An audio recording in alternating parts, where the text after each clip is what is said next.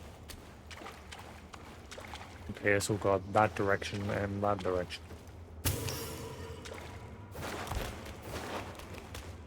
Oh, never mind. Dead end. That probably looks like a path. Maybe a shrine so I can go back to the previous level.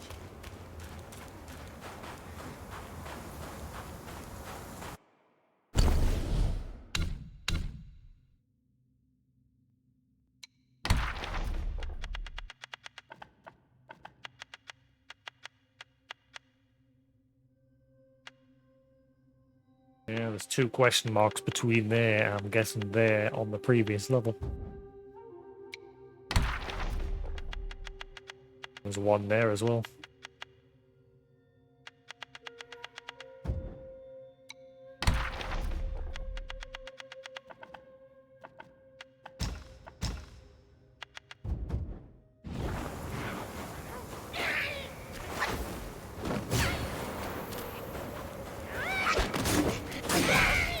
A little.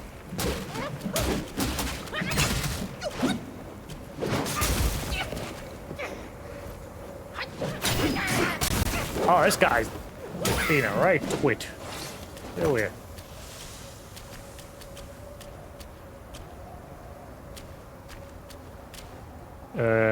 Look at the lighting. Like when I enter this little cave area, it's dark, and then when I step out,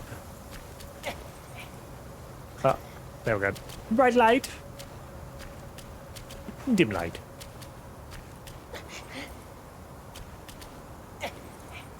Oh, I can't see the make up its mind. Now it's dim light when I'm outside. Confused the game.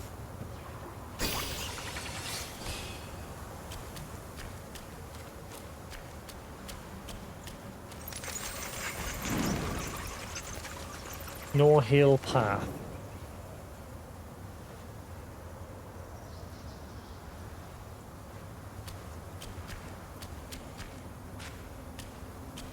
Oh.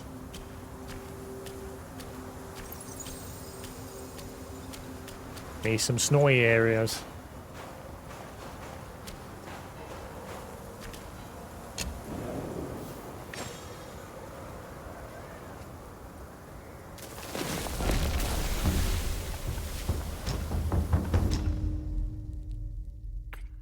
Ah, I got the chest piece. Wait, hang on, no. That's different. I thought because the Rat King was summoning like a spirit of that bug. Yeah, I was going to get the chest piece finally.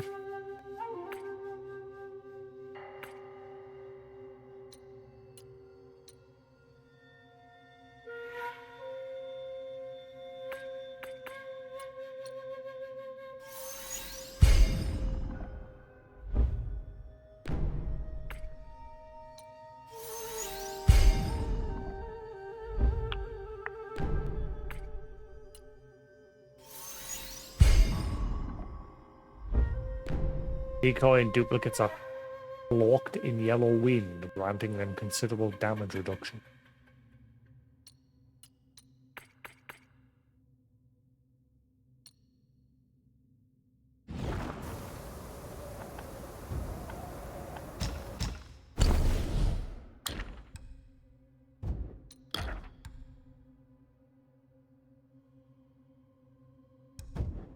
That's a lot of wheel.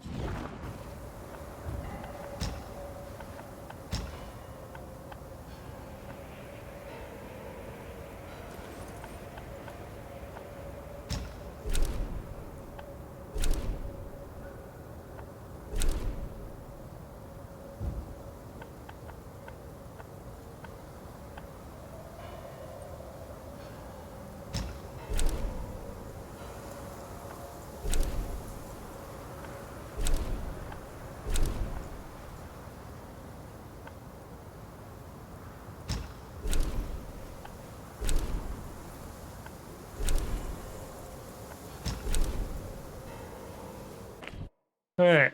Yeah, there's a whole other area I haven't been to, yeah. As I kept thinking the direction that I was following would eventually come to an end. And that through that door that I had to open would be where the final boss for that stage was, but it turns out he wasn't in there. I'm gonna guess maybe the second prince is in there. Did the second? I'm sure the note said that the third prince obviously will beat him along with the dead in this area here, there, and the first prince were found underground.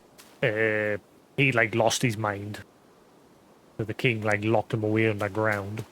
And then the second prince, I'm sure he was like the best of the both of them, but he died.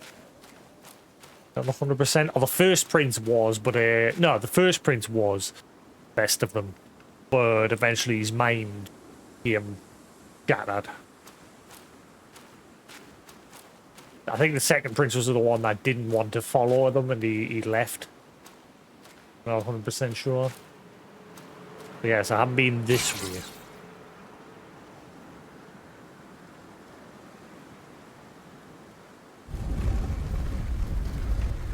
Does this just lead to where the boss was?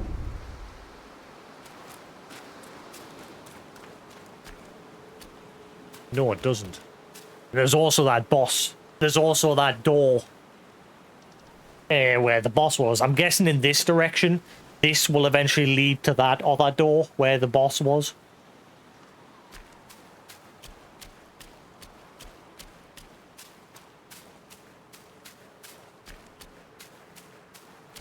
I hope the headless dude wasn't supposed to crop up here at some point, because he's not headless anymore.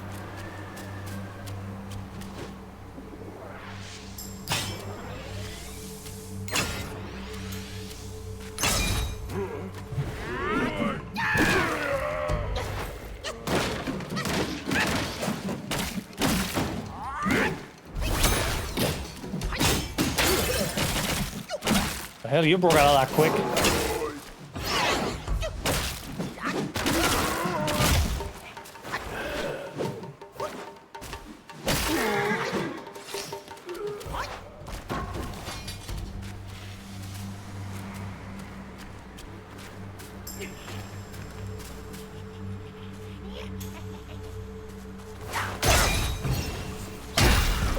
You laughing at? Weasel cap. Wise in the guise, wayward hearts, it shuns the lonely monkish art. On the yellow ridge of desolation ends a tale by separation.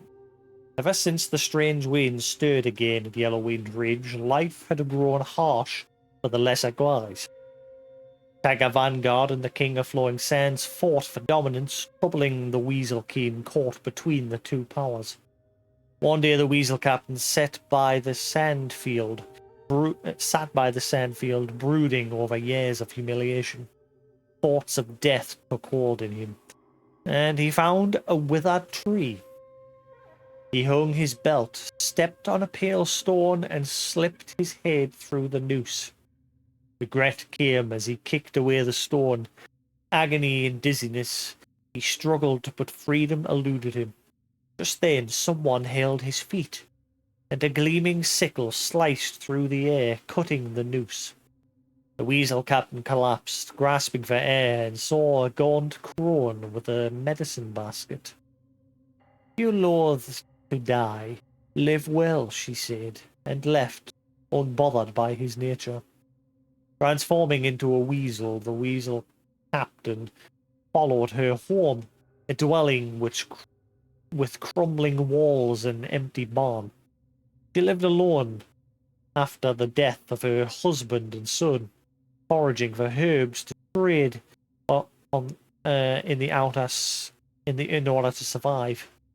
Captain, moved by their shared misfortune, decided to stay and help. Disguised as an old man fleeing famine, he claimed to be alone and found shelter with the crone. By day he hunted in the Yellowwind Ridge. By night he enlisted stone spirits to mend the house. Together they thrived, much to the villagers' envy. One day 2 villagers trailed the captain, curious about his hunting prowess. Little did they know, as they watched him, that he would suddenly transform back into his original form, a clothed weasel guy, the gleaming curved blade at his waist. Feeling threatened by a non-human, the villagers spread their tail, and a Taoist was summoned to slay the weasel captain. Not long after the weasel guy was killed, the crone passed away. Villagers deemed the house cursed, divided the hides and herbs before setting the place ablaze. People are scummy. Like that guy that saved that fennec fox only to kill it and wear it as a scarf just because he had a bad dream.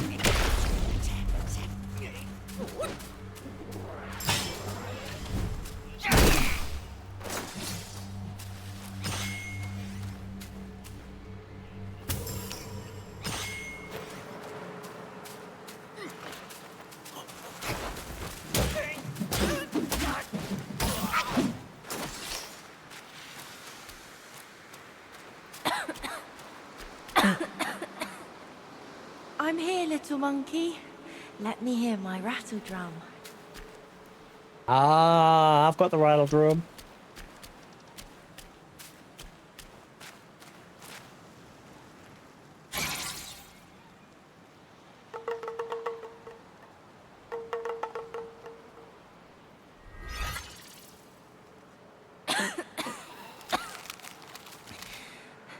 Pa told me, when the dust stops, my cough ends. I know you're not from around here. Don't frown like that. Our village is fun. Your village is fun? And a piggy who steals all the drinks. Piggy? And at the bottom of that well, that's a secret. Ah, the well. So we're gonna finally meet the tiger that's down the well. And as the sickly person, the acolyte's son, who was killed by the villagers because the acolyte was bringing the villagers the tiger as respect because the tiger helped save his son's life. But in the end, the villagers killed the son because the dad was sacrificing them all. And they didn't like that.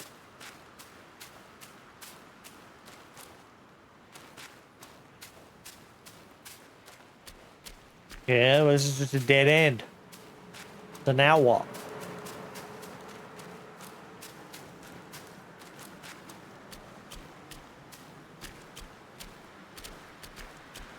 I mentioned a pig, a whale. But now what? Nanny? And the little... Oh no, I've still got it. The old rattle drum.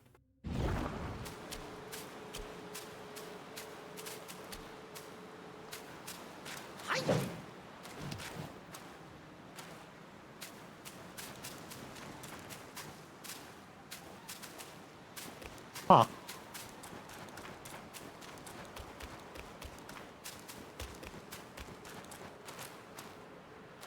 Do I go back to that whale now?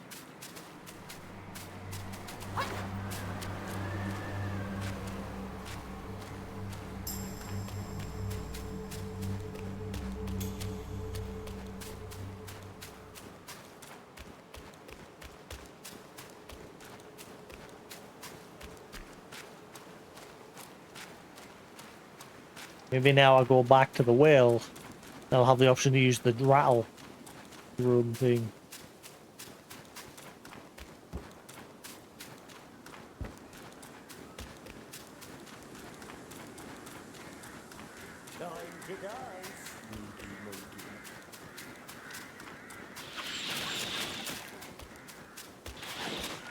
Oh, what about the guy over here as well?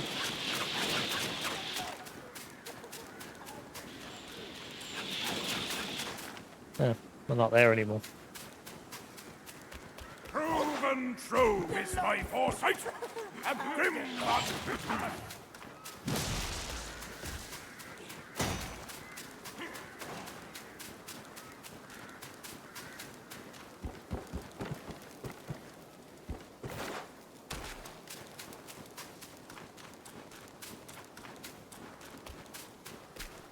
Nope. Still nothing.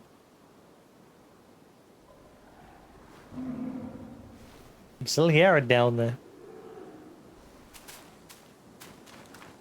You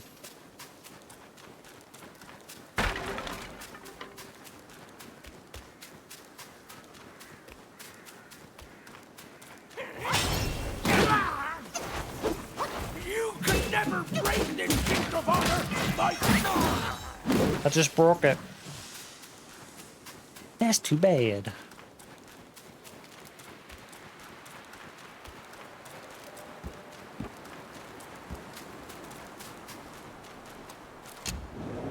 Bear with us. I'll be back in a minute.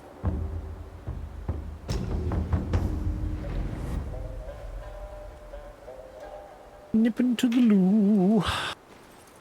Loo, skip to my loo.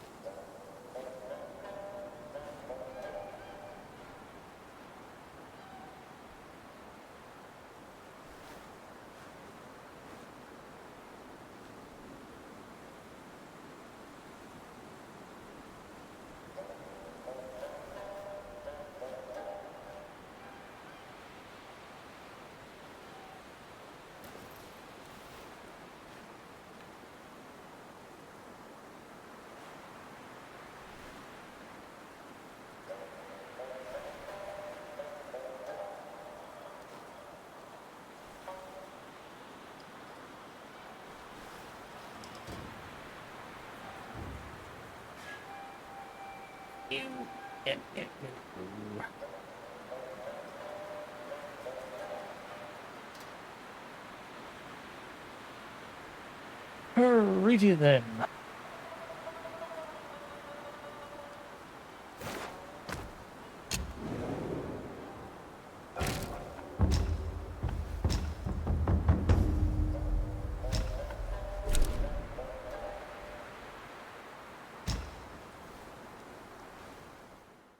Okay, so what was the deal with the Ralph? That seems to have just stopped.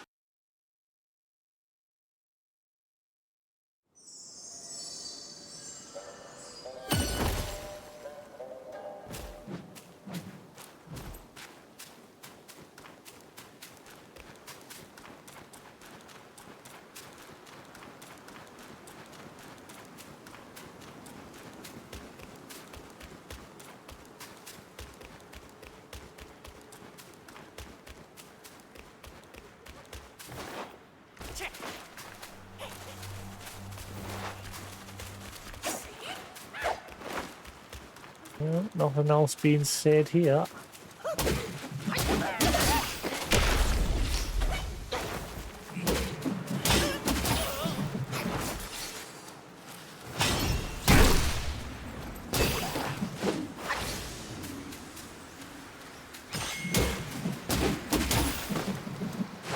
Hey Newton, how you doing? Huh. Guess I'll just carry on further into this area and maybe eventually something will happen.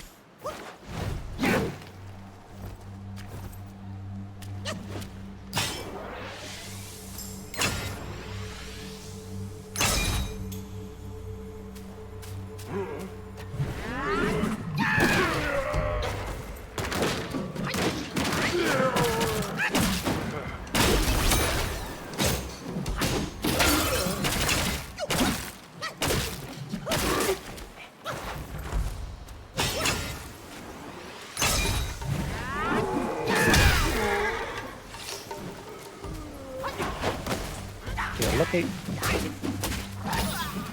Well, I beat this stage. Oh, hang on.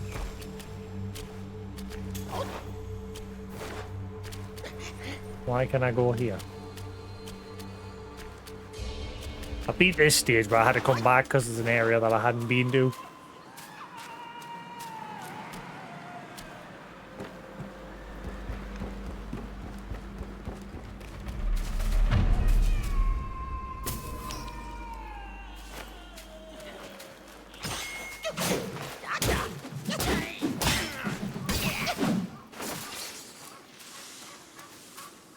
Oh, one of those flask upgrades. Sweet.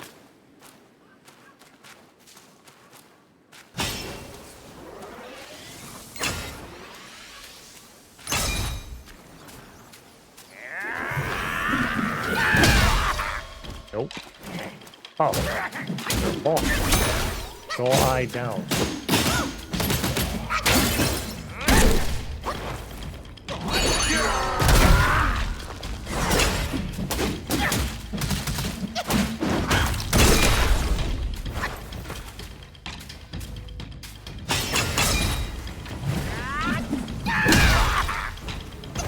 Much of a boss, but a boss.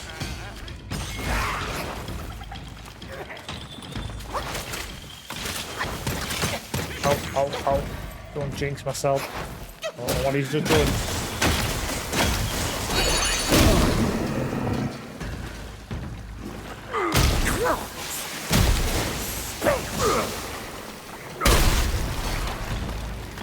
What the fuck?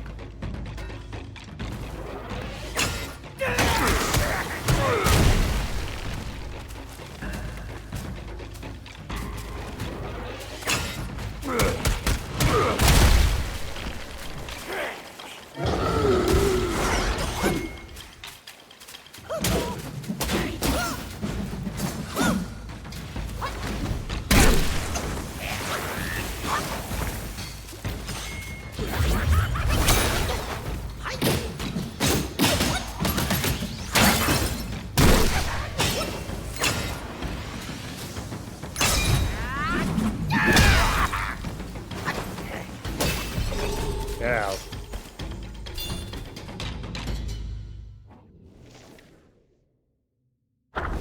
So I douse. A strange man with a lump on his back, a staff of blood red hue. He leaps and bounds with eerie might, 100 eyes glowing in the night. A strange visitor once came to the Temple of Yellow Flowers.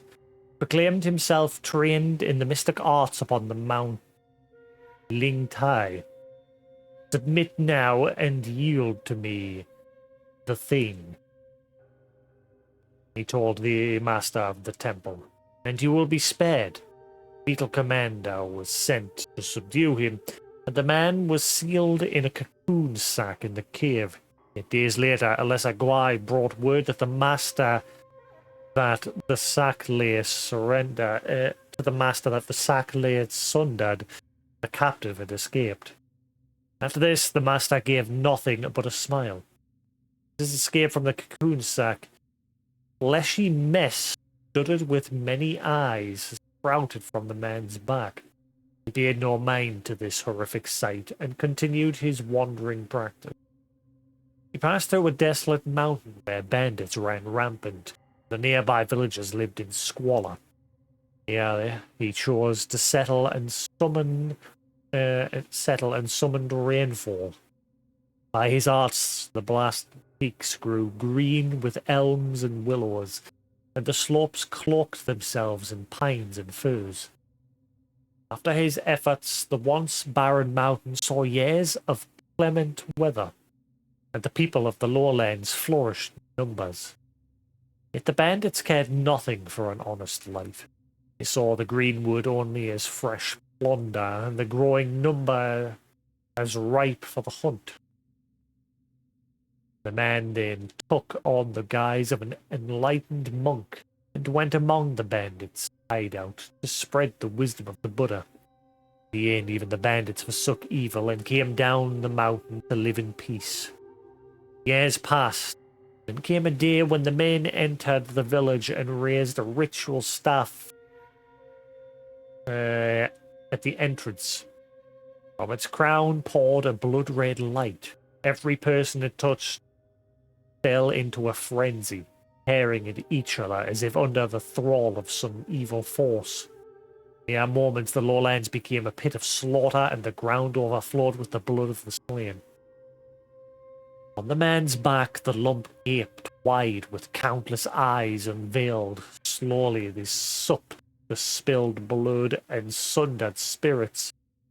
In no time, the lump had swollen even larger until it could absorb no more. Then did the eyes slowly close. The man came back to himself and removed the staff. He then set out for the next place to settle. So he's a wandering disaster.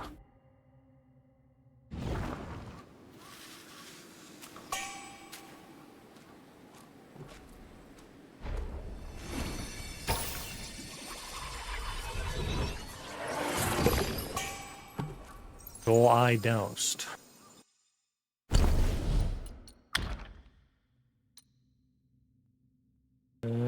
Take the form of the go I doused, who wields a staff topped with a toad. Those eyes emit a crimson glow. Stay within the glow and your attack will be enhanced. Ooh, the staff vanishes on its own after a while. Moderately increases maximum mana. I want to see the tip of the staff. Can I move the camera?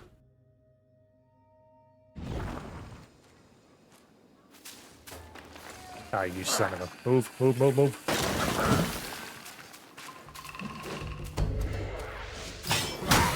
Oh, you dick.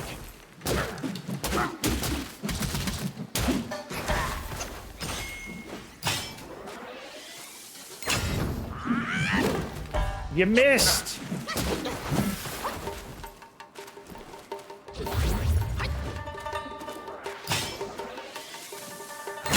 Oh, you've got some range.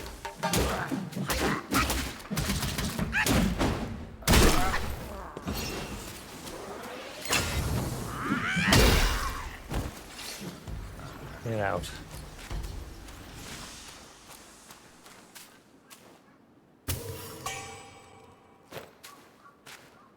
Nausea fragment. Frequent banging.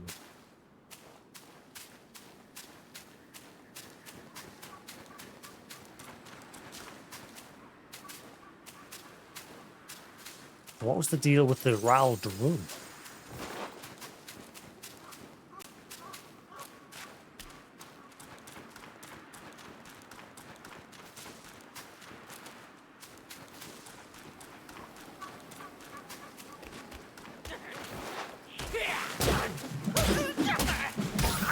No.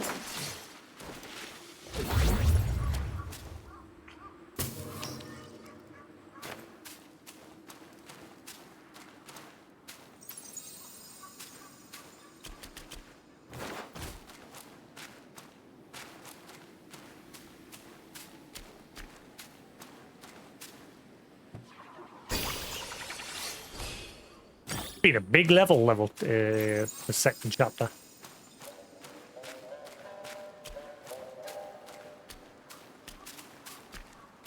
Bom, bom, bom, bom, bom, bom, bom, bom. Is that going to be the door to the last boss for this stage? Which I've already done. I've already beat him because I got there from a different direction. Curious if this also connects to that place.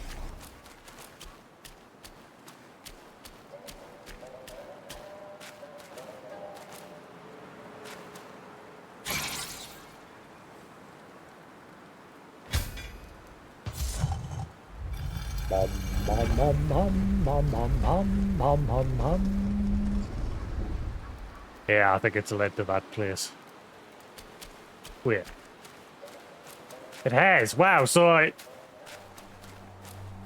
this is a lot shorter path to get to the last boss of this chapter. But there's still more to explore back there. Like, I don't know how much further it goes, but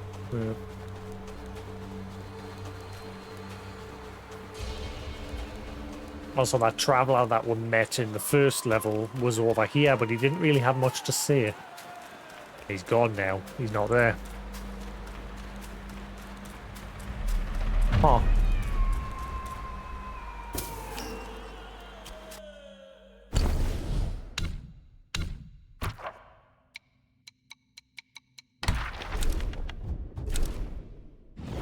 Two rest spots in this stage that I haven't found yet either.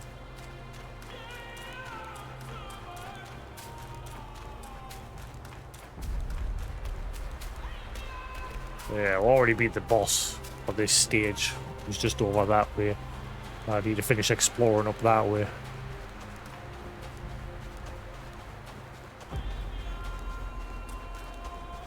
Check over here in case there's anything different.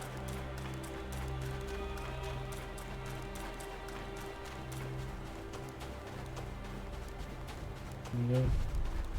How do I get the chest piece for the Uban armor?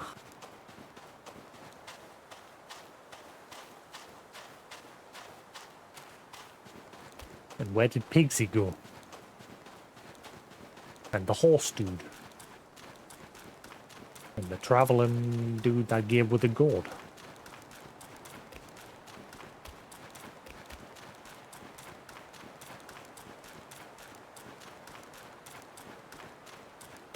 And what's the deal with the ghost girl in the village and the tiger that's down the well? Hopefully that's what this path leads to. That what the tiger that's down the well.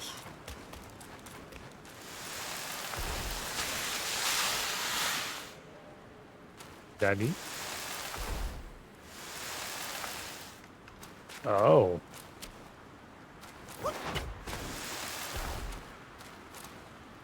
Okay, so does that mean I have to come back So it looks like I can't actually go this way yet. Must have to get something in the next chapter or something in order to go this way, unless...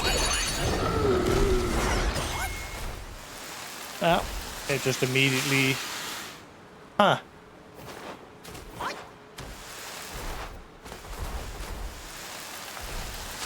Yep. Can't go that way. Ah.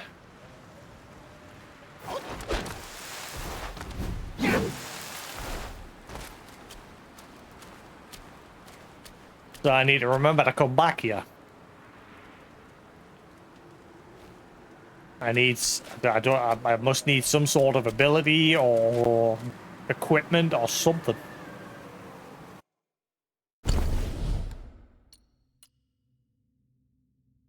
Wait, it's not. I'll just have to use that, do I? Nope.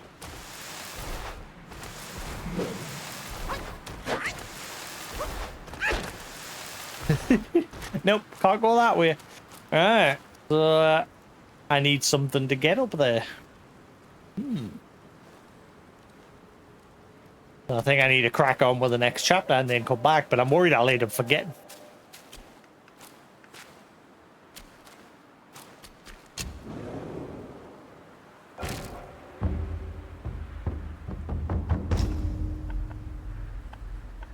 The New West. Windseal Gate. So I need to find a way to get back there.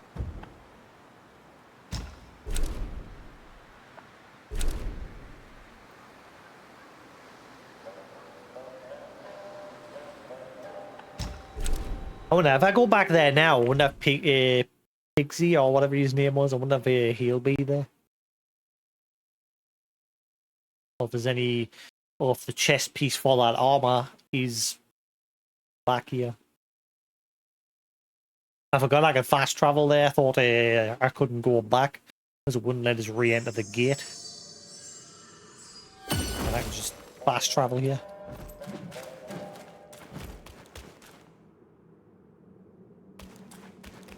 Let's see if there's anything different.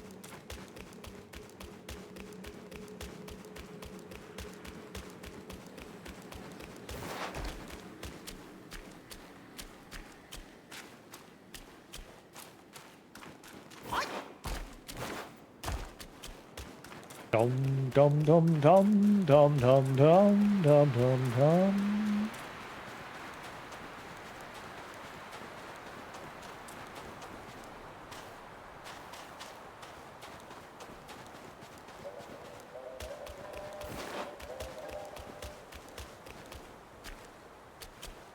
I wonder if there's anything I've missed around here, with it being a big open area.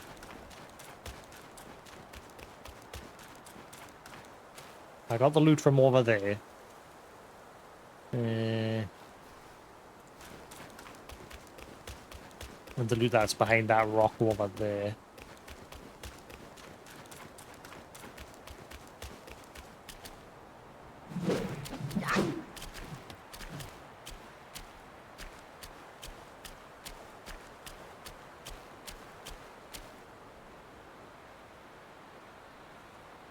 No. Wait, is that a chest like way over there?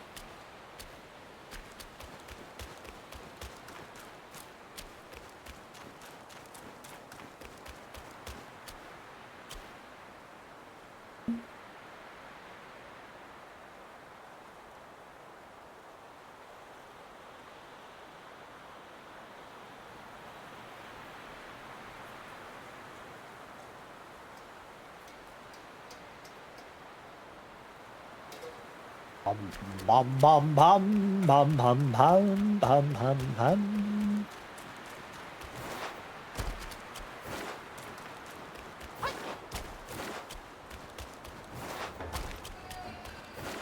I don't think there's anything different here coming back here, but it's better safe than sorry. Do a quick check over.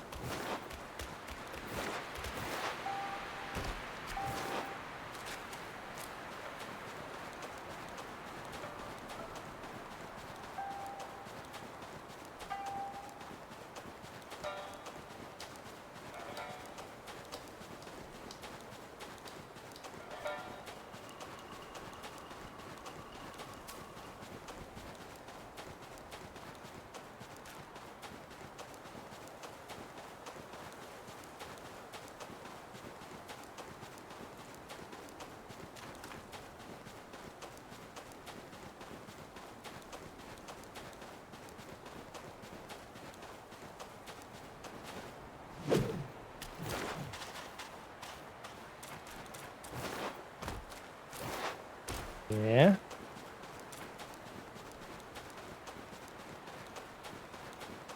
Yeah, I watched Tower Good earlier. It was totally obvious what was going to happen in that episode as soon as they introduced that bot thing. It was totally obvious the question that he was going to ask it.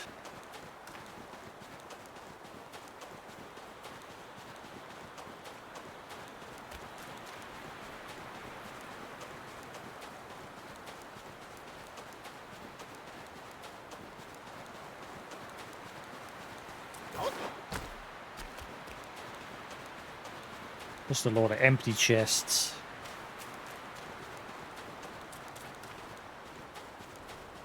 Yeah, looks like there's not really here.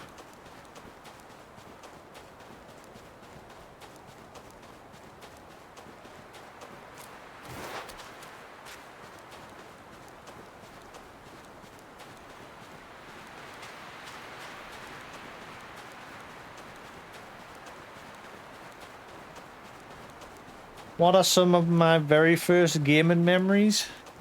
Being scared shitless of Moonstone a hard day's night. Now always wanting to play the game and try and beat it because I've never actually beat it. An old Amiga game. It was banned in a lot of countries. Pretty gory little Amiga game where you played as knights on a quest to gain passage into Stonehenge. I think they were on a quest to gain favor so that they could become whoa. Oh, well, I can't go. So they could become stars in the sky, basically. I think was the gist of it. Can't remember exactly why.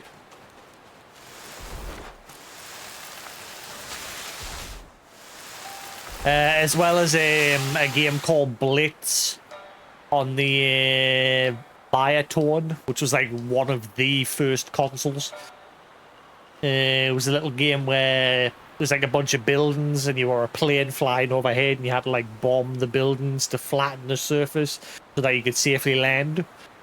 That was like one of the very first games I played.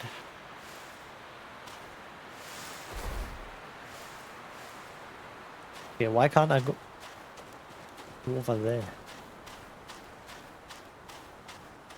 And then Cannon Fodder. Cannon Fodder being one of my first few games that I played as well. I'm just sitting with my dad every night. My dad was playing it and I'd sit and watch him, and every now and then I'd take over and try one of the levels. On my Amiga 500 or 600, I think we had.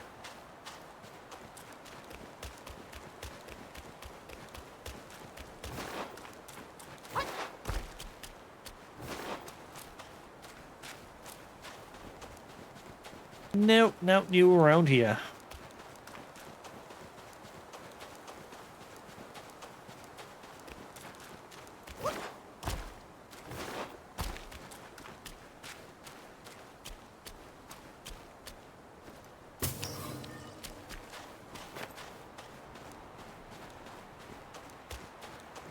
Yes, games have come a long way. Yeah, Lotus Challenge. I love the title music to Lotus Challenge. It's one of the tunes that have stuck with us for years. As well as the theme tune for Cannon Fodder. Because the Amiga version actually had someone vocalizing the song, whereas the SNES version in that were just like shitty MIDI covers of it. The Amiga version had the way better version of it.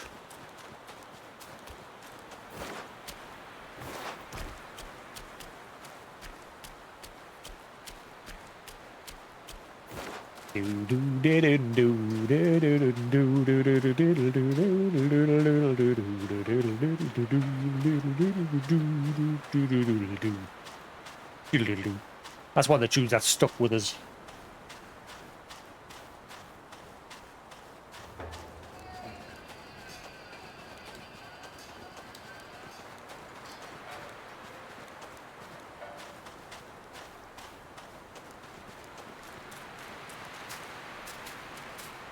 I don't think I did. No, I don't remember that one. I said I did play games, but I didn't play like a whole lot of games. I was very outdoorsy when I was younger. Totally missed this.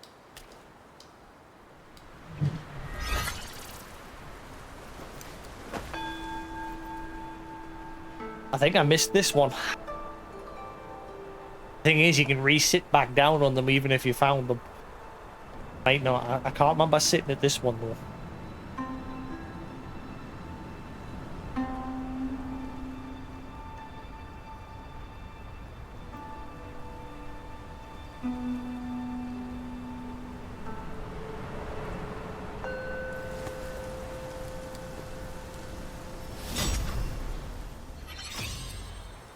So I missed that.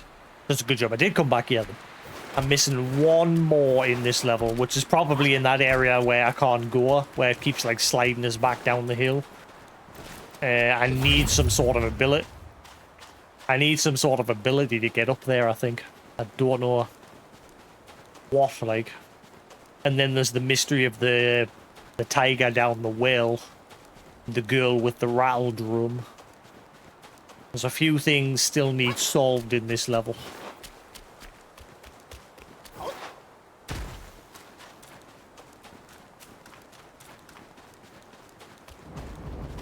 Yep, pick it up. But I think I can't do anything else in this stage. I think I've got to crack on to the next chapter for now. And then come back once I get more key items.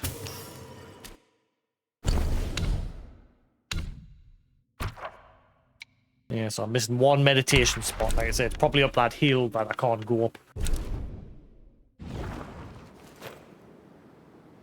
There's a Croc HD remaster being confirmed? Has it? When was that confirmed? Can you have a Google? I've never seen that. Nanny?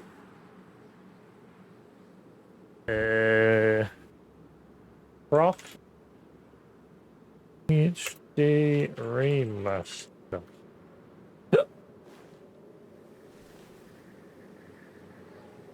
Let's see, June. Rock the PS1 platformer is potentially getting a HD remaster. That was a year ago. Never seen any official announcement. More, yeah, it seems to be just, it's a lot of people saying it is, and again, a lot of Proc HD announced as Argonaut founder Jason returns. That was again a year ago, but there's been nothing since. A Croc HD remaster is finally in development a year ago. All the videos are in June of last year, and there's been nothing on it since. So, they're still getting worked on, or it's cancelled quietly. Hope it gets a remaster. I'd gladly play that again. High definition remaster or remake, perhaps. Old classic. That's not even from a gaming website. Let's see. Remaster Croc Legend going. Where is it? Like, it just seems to be a lot of sites saying it's happening, but where's like the official announcement of it actually happening? At the moment, it's just like Croc is getting a HD remaster June last year. Okay, let's have a quick buy. Hasn't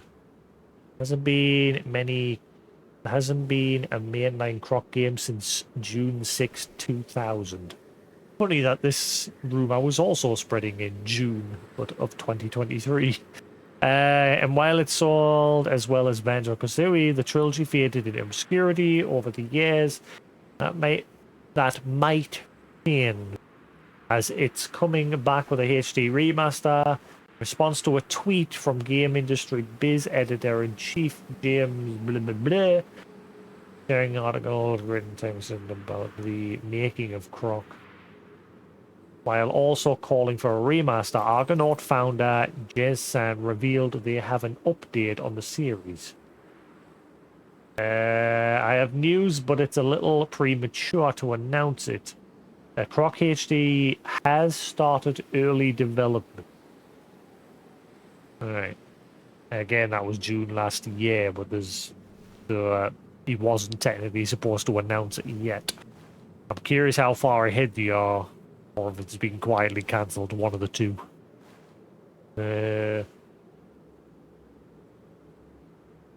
Yeah, that's literally all. Just that one person saying, oh yeah, by the way, we are making a remake, and that's it. It's just silence ever since. Have to wait and see. There's not much to go on there. Just one person responded to somebody saying, yeah, we're working on it.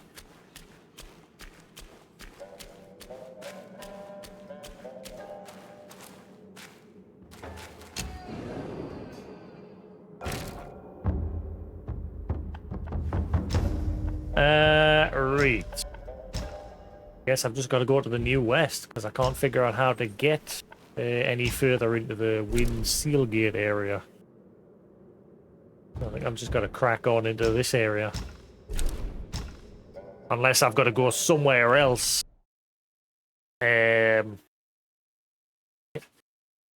We met that ghost girl or somebody. We heard her voice. I think it sounds like a girl, but I think it's actually the son of the acolyte. Because he mentioned the well where the tiger lives, as well as Pigsy. Alright, so this is the next chapter. Chapter 3, we've gone to the Snowy Lands.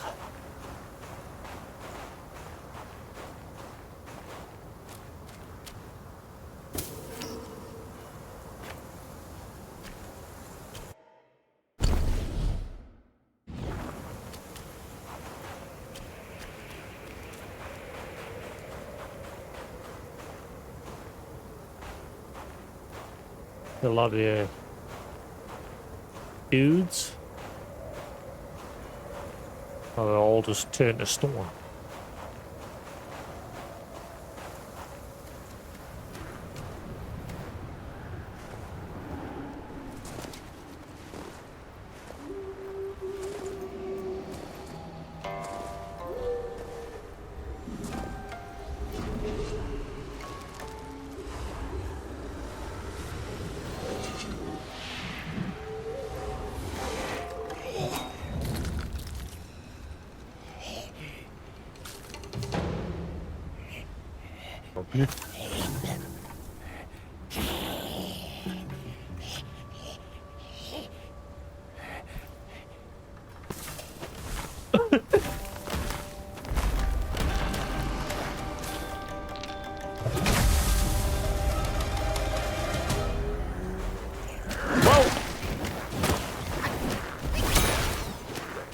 Oh, is he just sitting watching from up above?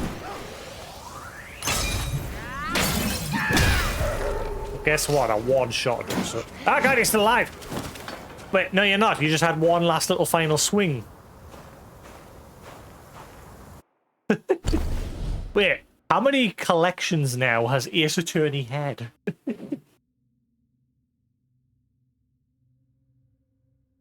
It started off on the DS. And then got some on the 3DS. And then didn't it get like a collection on the Wii?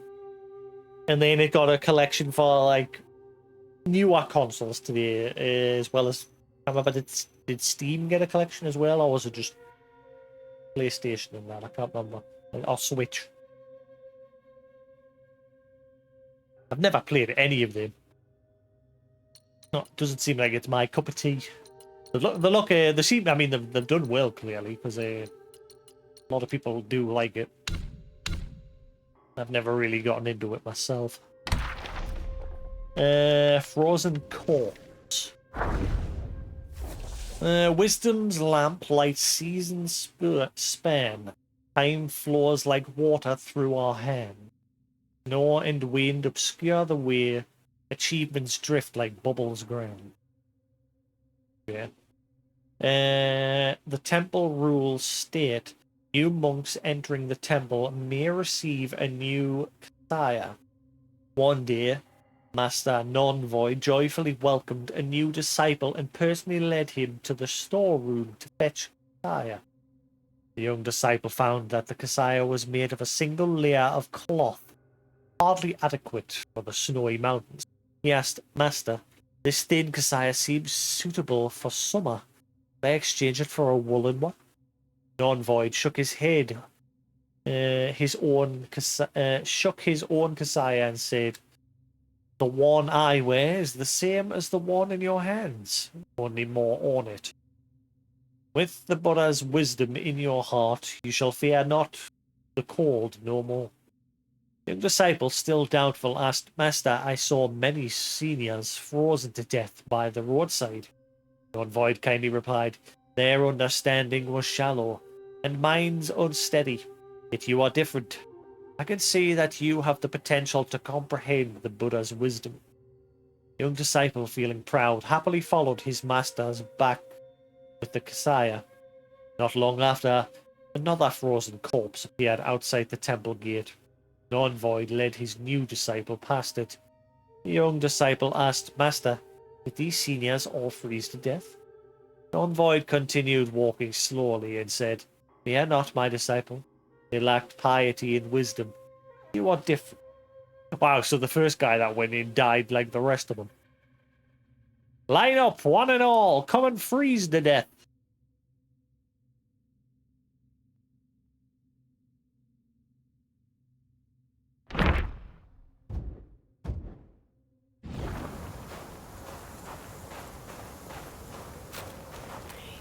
Oh.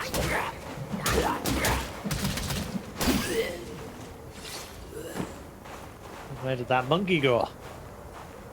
Guess we'll fight him eventually.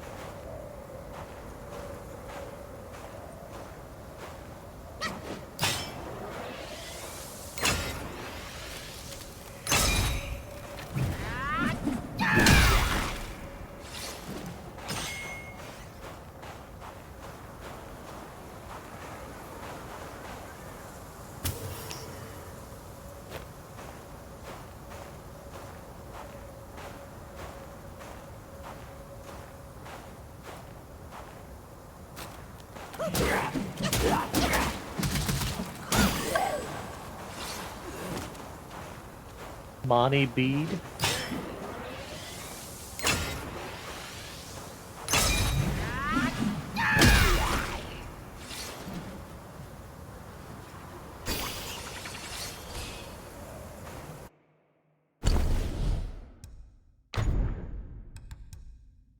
In chilled state, moderately increases critical hit chance.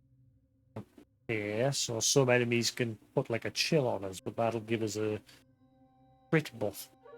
But as bead eludes the common hand, with shallow root nor lotus stand.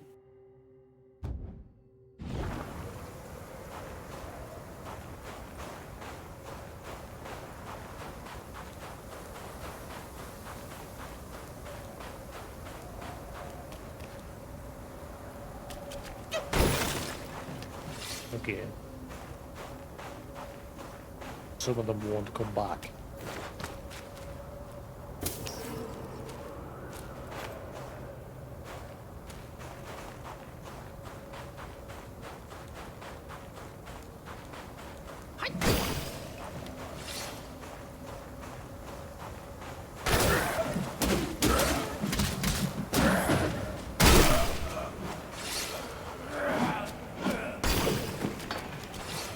Yeah, so they have like a little still out of the frogs. Like the frogs, when you kill them, they explode on death, and if you're near them, you'll get hurt pretty badly. Those guys here, when you kill them, they'll have a couple of swings as they're falling down dead.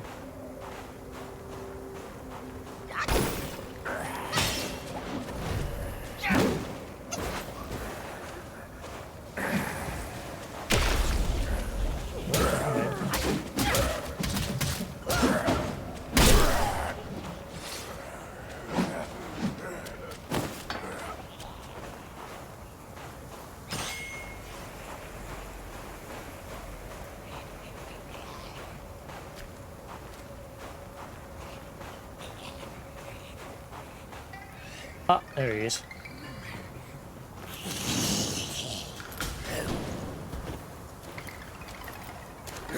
Kind of reminds us of the monkey from a Sekiro. The one that eventually loses its head. He farted.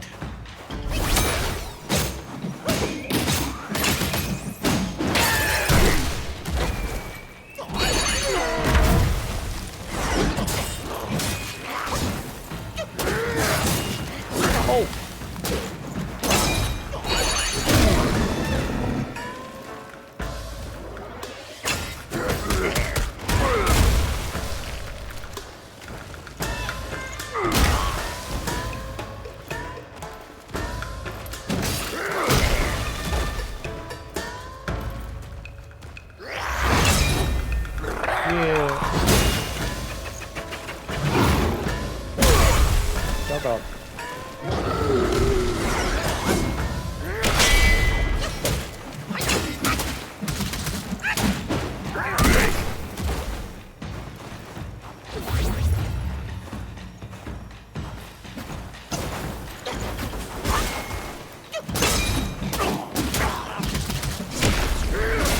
Ow, what? But I was stunned.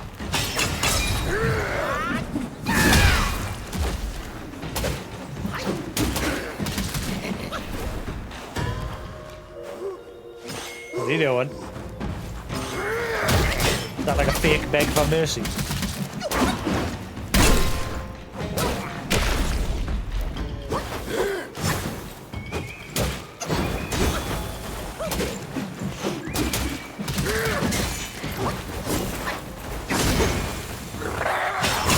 I ruined my charge.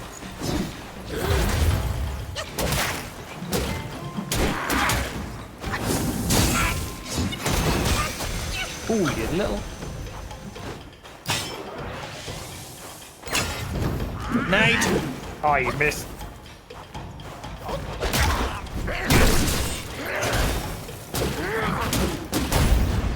Get out. I didn't see it defeated. I'm guessing he's gonna run away or something.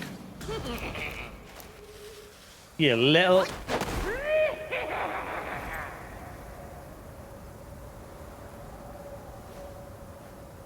He ran away.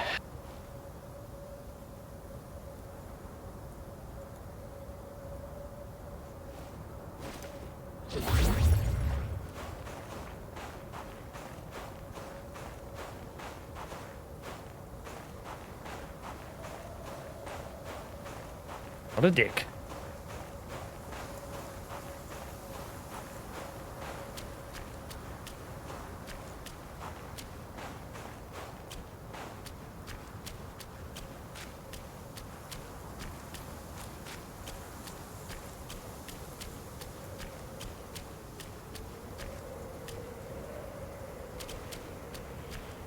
Oh.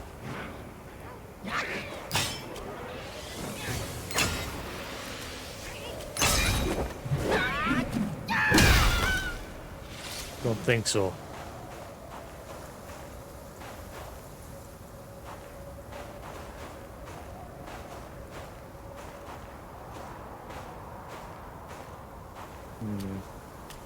Is this the temple where they all came to and froze to death? Is this the gates that they all passed through? Yep.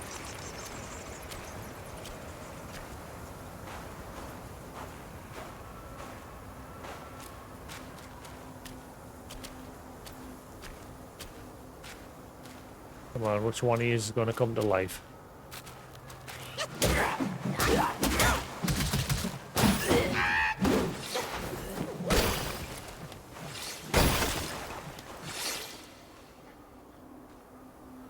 Guy's got a boar.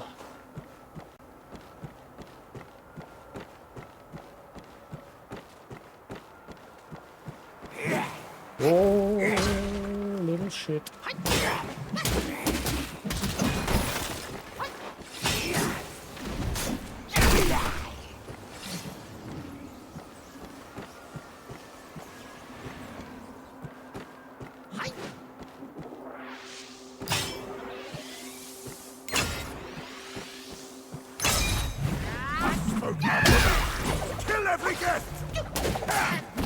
Here, little.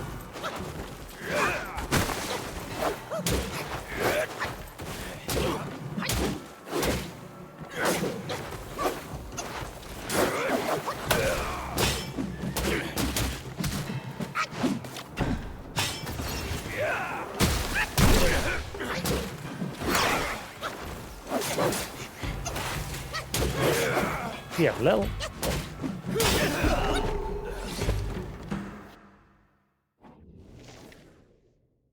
Yaksha Patroller. In the mountain, a fiend blocks the way, with a hideous face and a crooked blade in sway. The wind howls, so all seem to fade, for your life swiftly evade.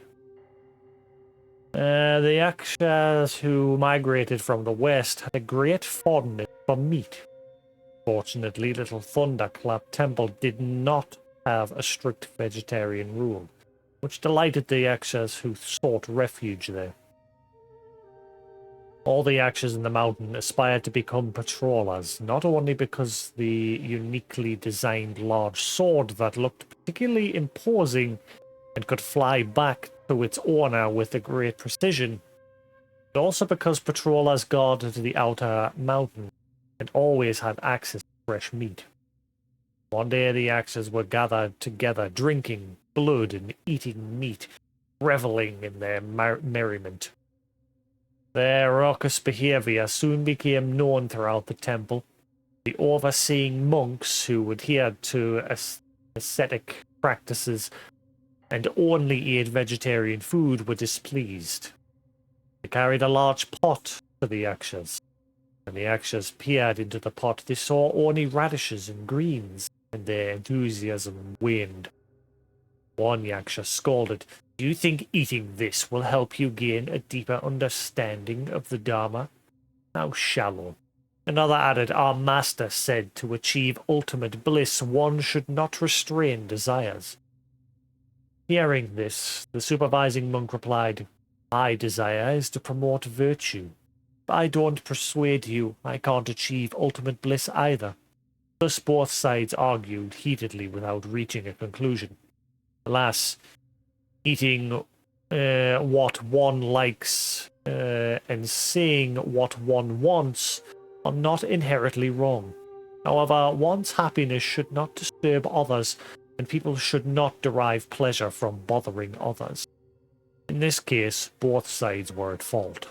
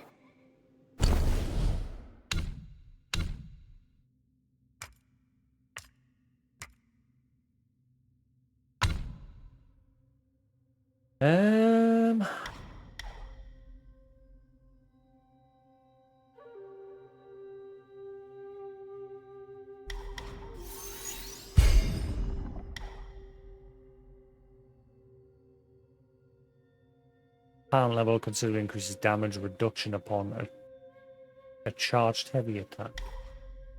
Performing a light attack upon seeing this is like that combo from the third move.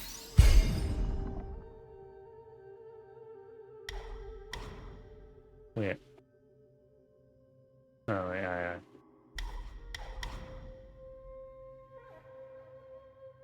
And to successfully hit the resolute strike, perform another triangular attack, consumes a focus point, executes Skyfall Strike. Destined One leverages his forward momentum, launching himself into the air with his staff to somersault forward, then unleashes a firm downward strike upon his enemy's head.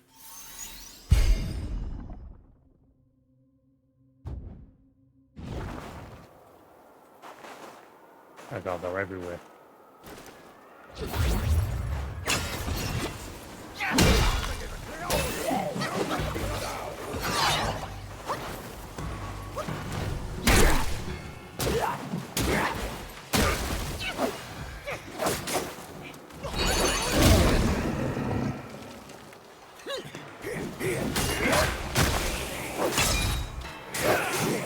I can't. Back off.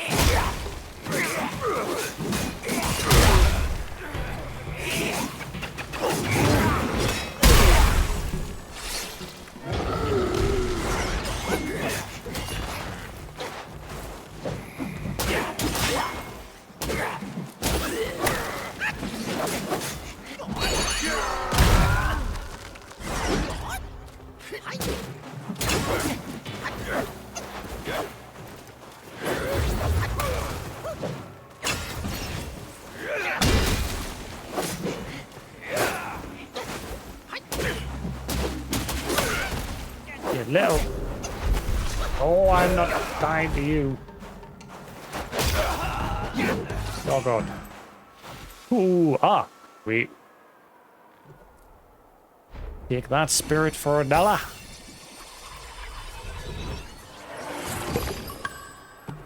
Mountain Patroller. We've got another ranged enemy spirit.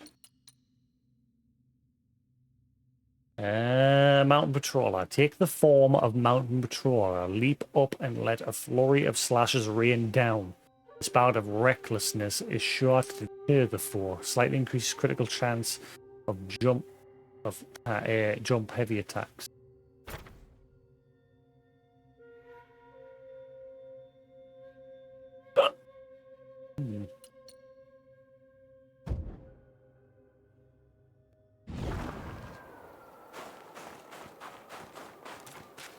Need to spend some points of leveling them up.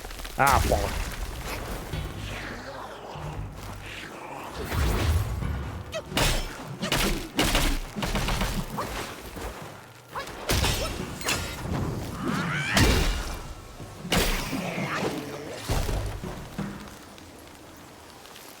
He lance.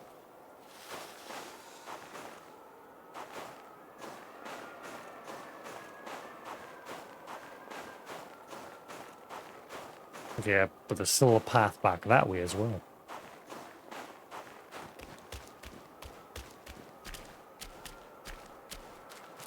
Ah, right. I can't get in here yet. I'm probably going to need a key. Oh! I'll probably need a key item to open that door. Find iron sand and some bloody iron balls.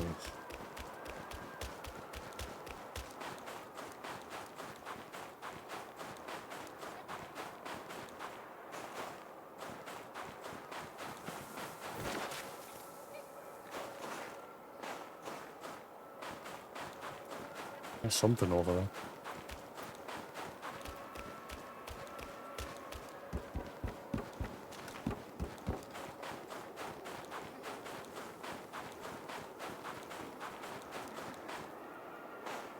This is a whole other direction as well. I can go that way, but there's also a... Whoa, whoa, whoa, where are you going? There's also an area over this way. Oh. Thank you.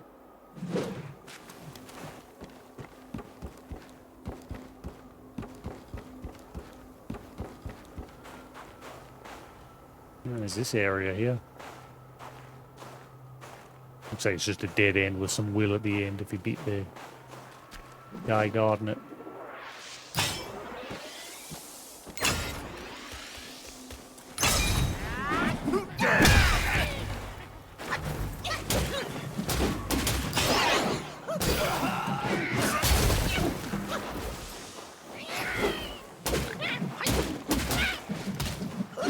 Stupid pig bat.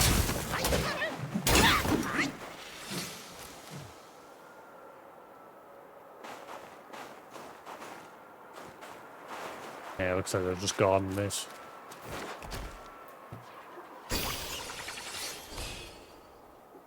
This is another chest. Yeah. Alright, so I gotta go down. Or this way.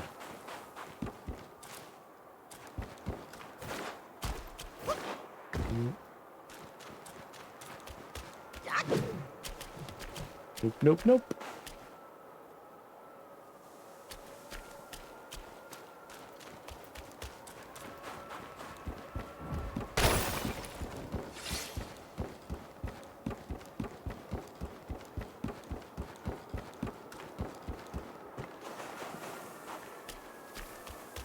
Right, it's down this way. It's like a boss area. Yeah, someone chattering over here. Ah, there you are.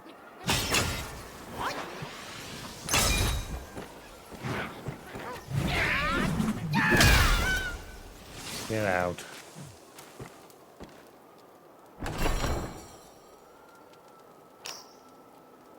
Pieces of gold. Better than out.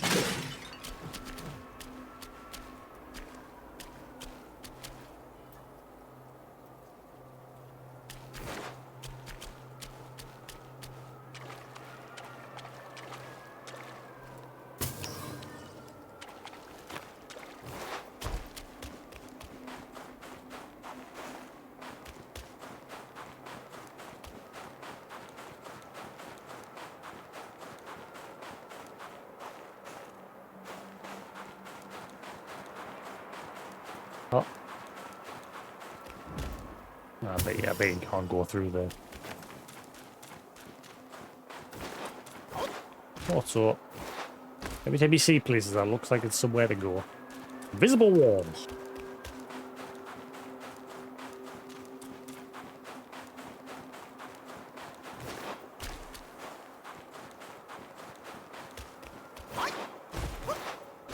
Visible wall.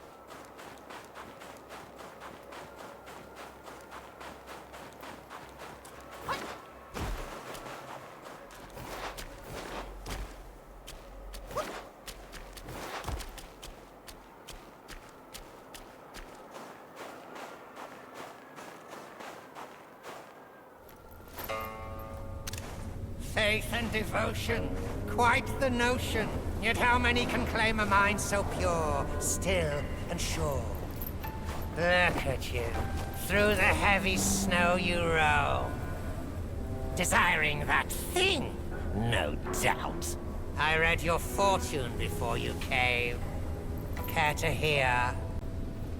Act not and be still. Thy gifts art thy ill. If you seek your own end, I shall not stop you. I, the Keeper of the New West, welcome the Destined One. Now fly! Ah. Well, I was getting Nimbus for a second there. Ow, I'm just going along for the ride here. I got no control.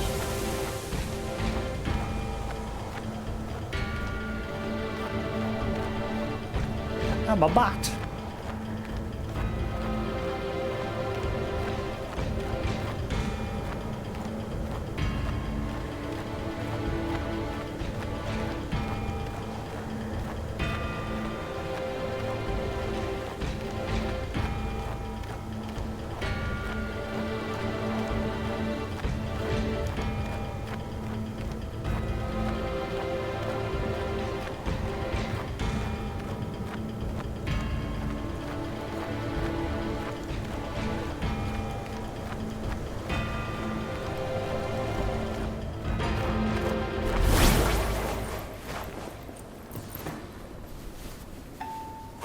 See that temple on the lake? Therein lies the thing you seek. The lord of this land is away. Seize it now and leave.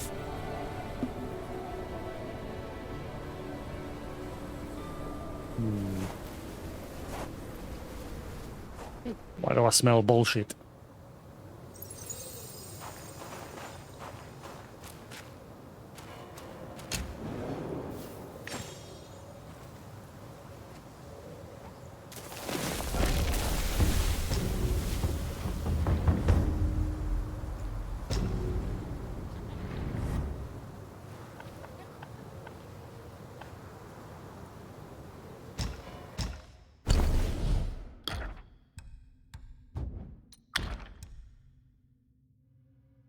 And you need a shitload of will for that.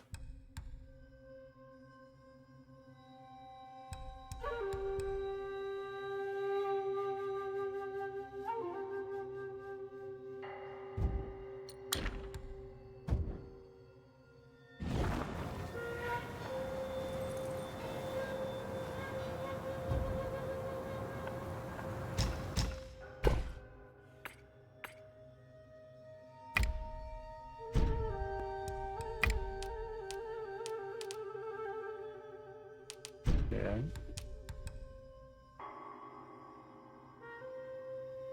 Biden.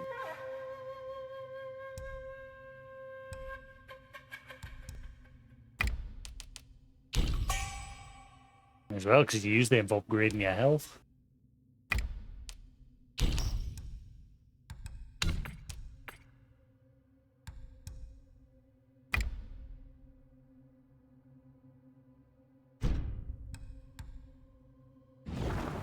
Oh, shit. Oops.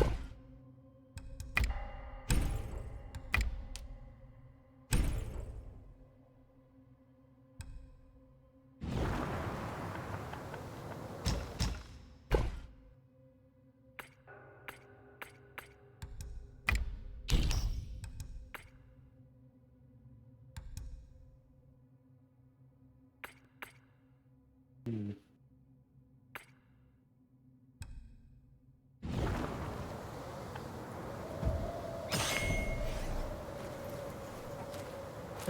Ooh, I need to go back to the brewing monkey.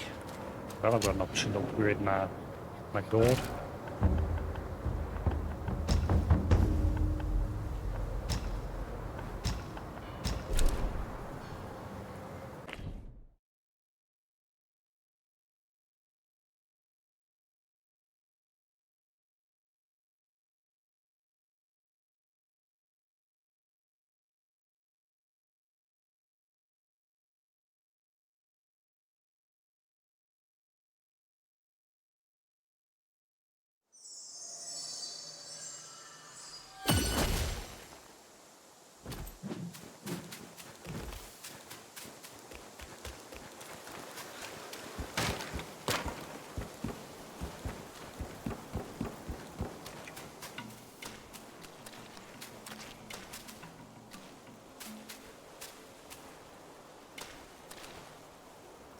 Dewdrops, honey brew, sheep. Oh. Selling it. A gourd. 5-year-old coconut wine. Recovers a considerable amount of health for nearby duplicates upon using the gourd. Ah, so it's an AoE heal as well. 5-year-old coconut wine. Each sip recovers 40% maximum health. And let's steal Lord of Seed. Brief moment of the gourd. Ah, that's just because they're my current upgrades. Hmm.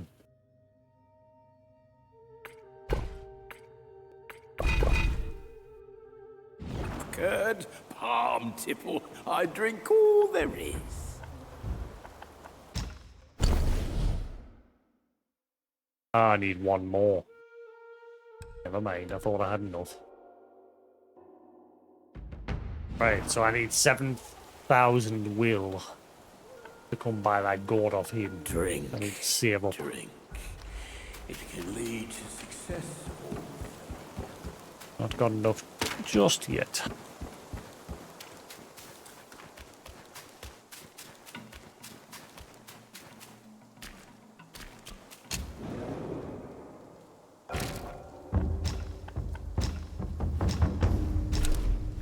Mirror is called.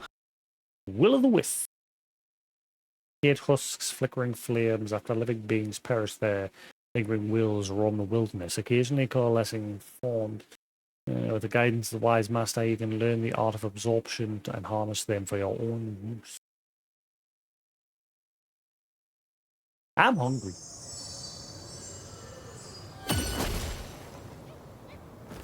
Monkey?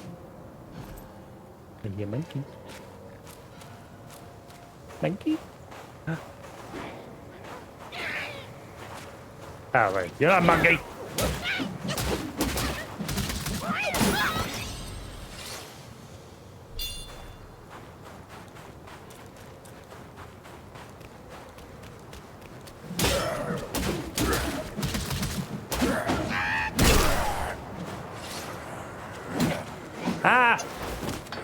keep forgetting about that when they die. That one or two little swings as they're falling down dead. Okay, there's a big open area.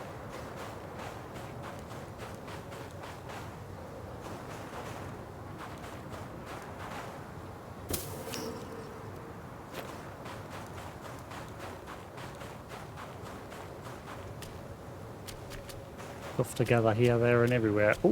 Oh, there we go. And there's one upgrade right there.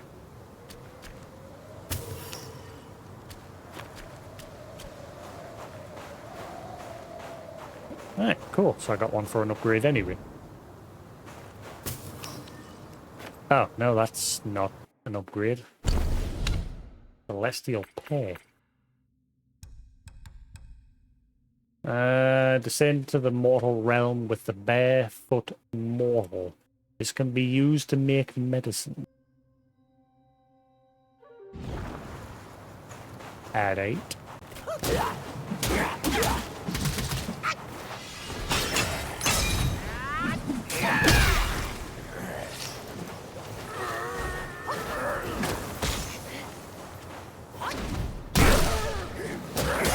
Yeah, little.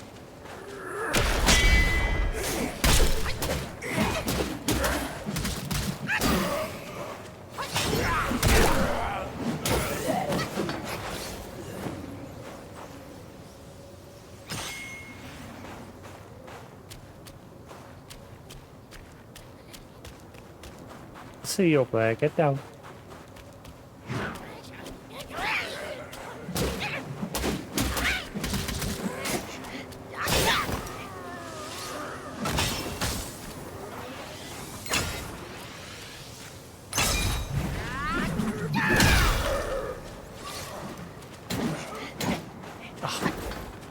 Keep forgetting.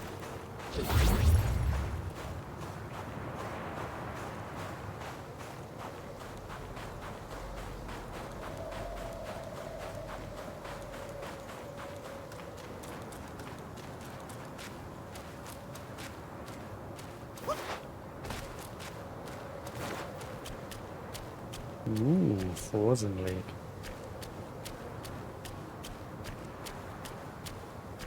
No, no, there's stuff over there. I want to go explore. No.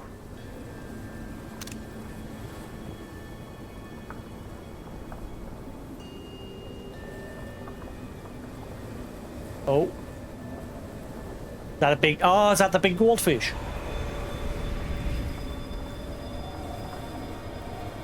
I remember... I'm sure a big goldfish was part of the tale of the journey to the west.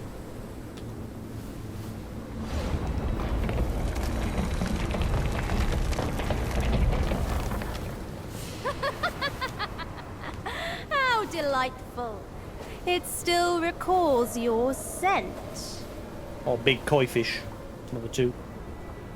When that monkey was alive, he was all about weeping and begging for help. Now, even in death, he led all you younglings right to me. This sack of mine can barely fit you all. Kang Jinglong, now that you are ready, go and weigh up this one for dragon. your master. Sit long. That be a dragon. See if this monkey merits a place amongst my disciples. Oh boy. This one can fly freely.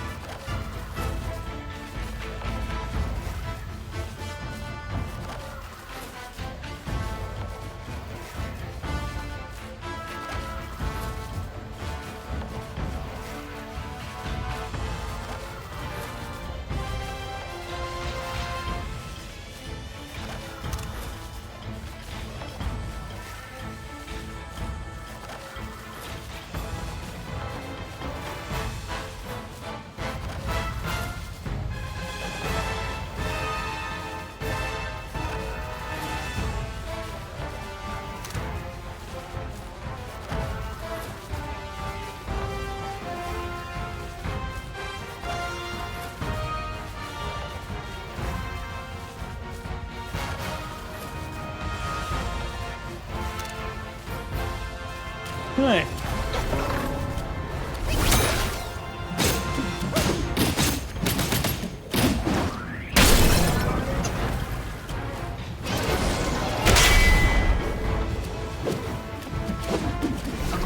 Oh, I don't like the lock-on against this fight. Lock-on should be the evil. Yeah, you're lucky.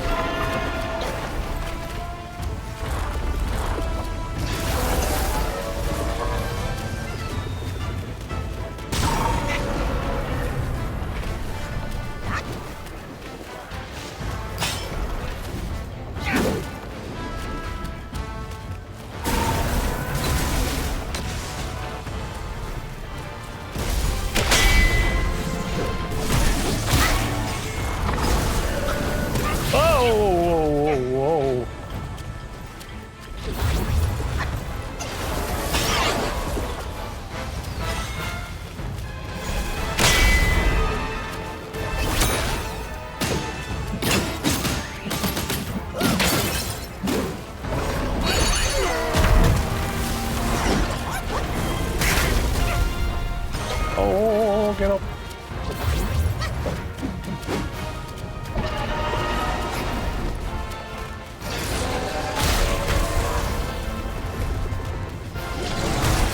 Oh, whoa, whoa, whoa.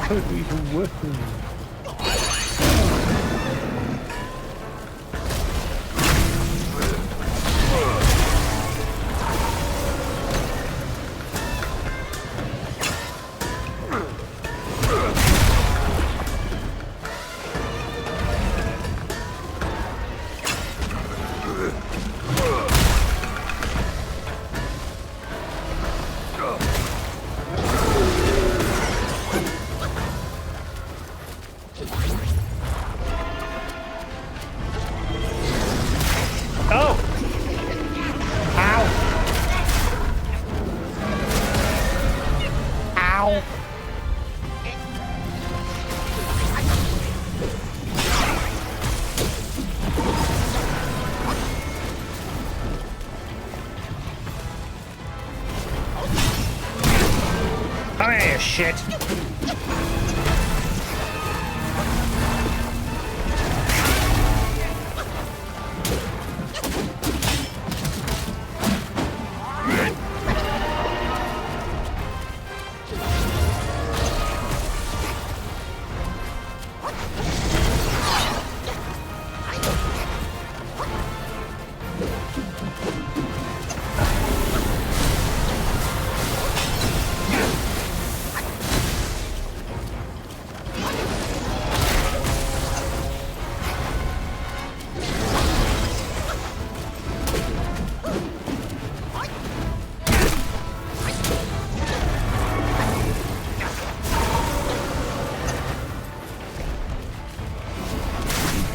Oh, what?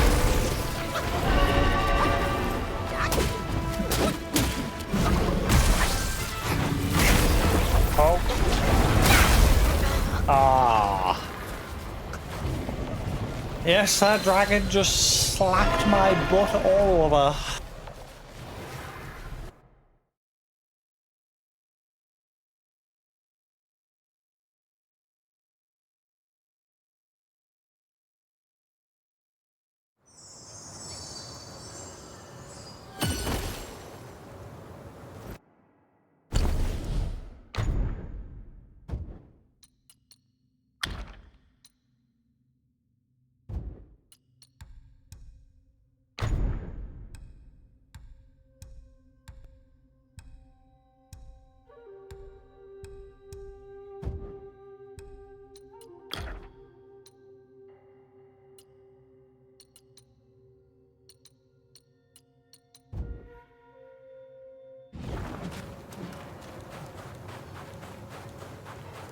Well, at least I can quickly check over this way now.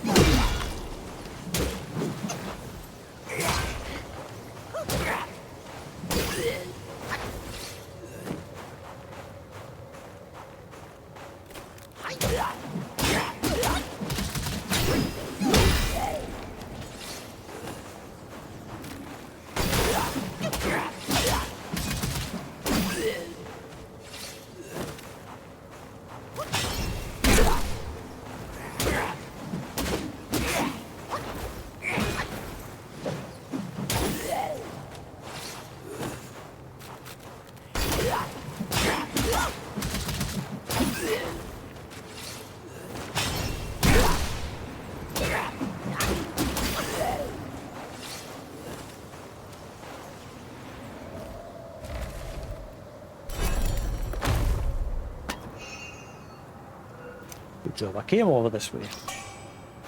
And, whoa, you fucking... Woo, that shit a brick there.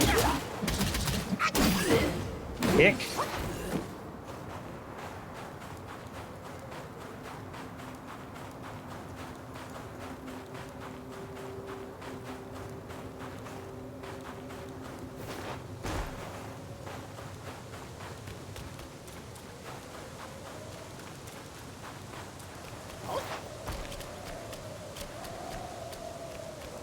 Right. Cool. Go back to the shrine, refill my health, and we'll go fight Mr. Dragon. I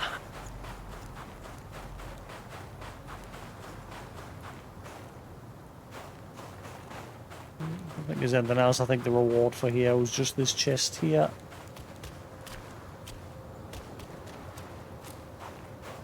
Circle around that way towards the shrine. I haven't missed anything.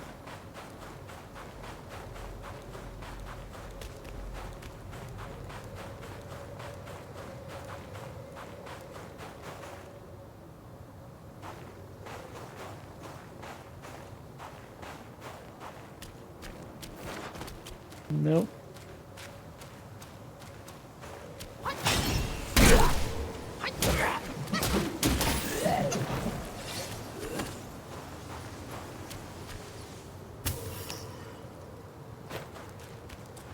Wait, cool.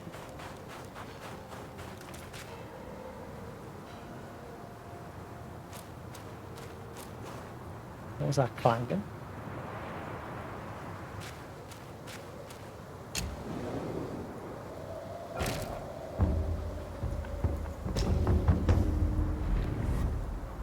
All right.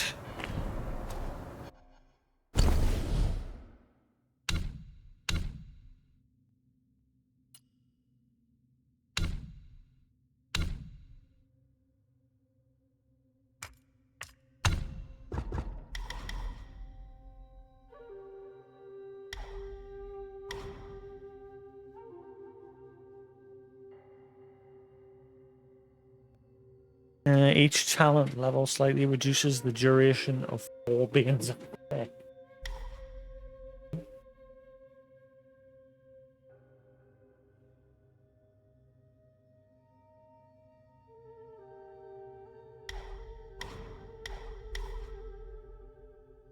The sprinting light attack start temporarily deals more damage.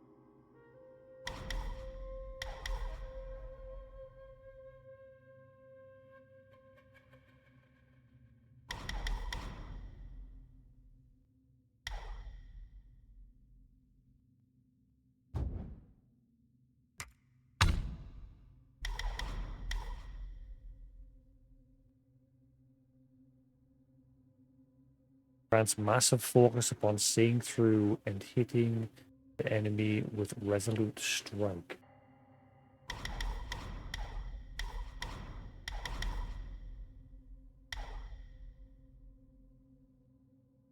With over 3 focus points, the destined one can use the gourd when perching on the snap.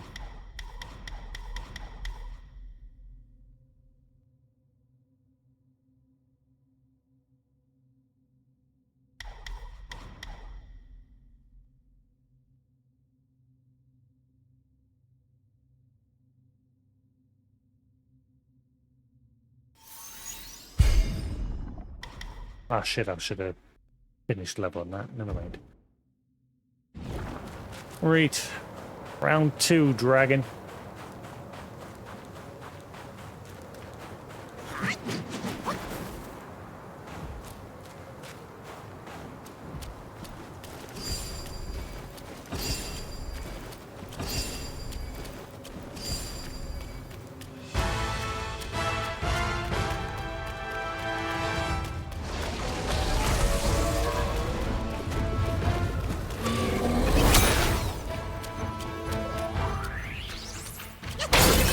That was a waste. Misjudged the distance.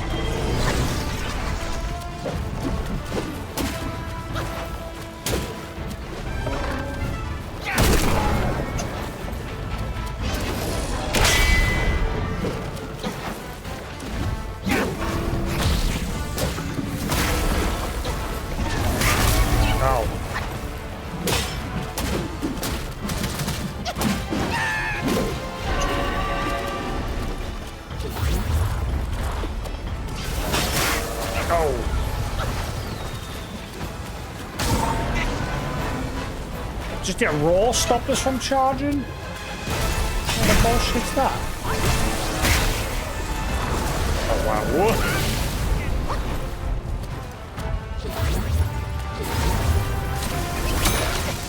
Ah, I didn't need to do that. Wasted it again. This fight's going lovely.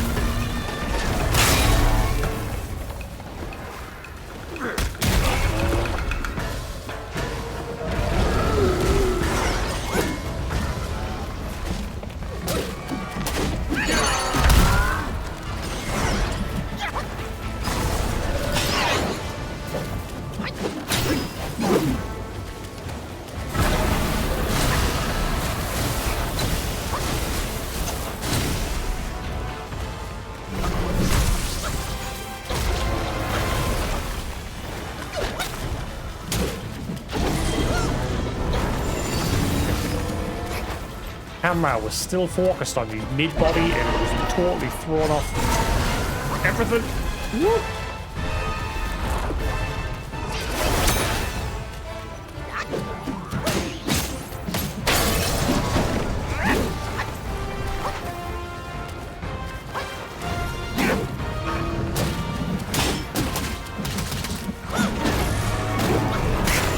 Oh! Get up, monkey!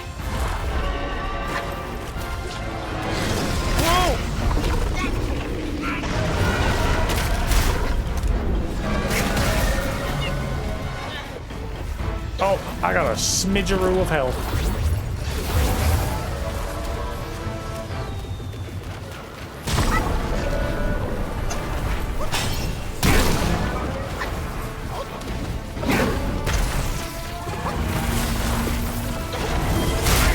Ah, but I pressed roll.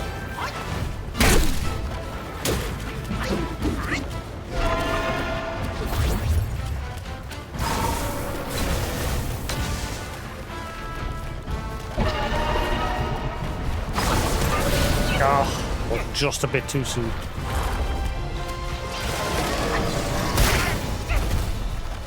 Wasn't expecting that. Can't get there, we just keep flapping away.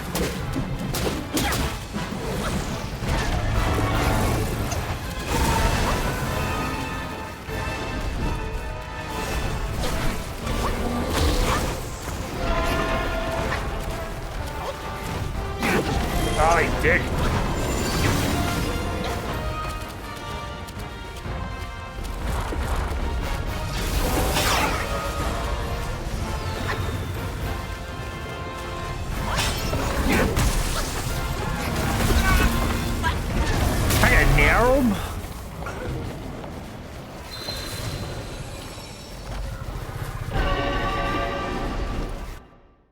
Keeps constantly moving out of reach.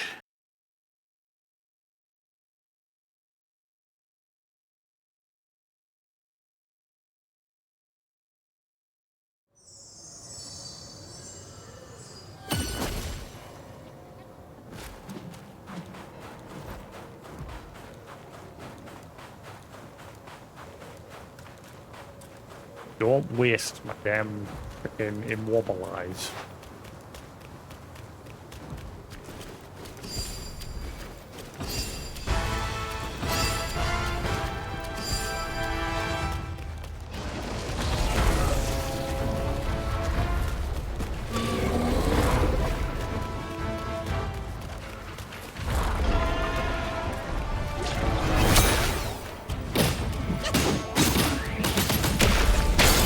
What the hell? Why did that break immediately?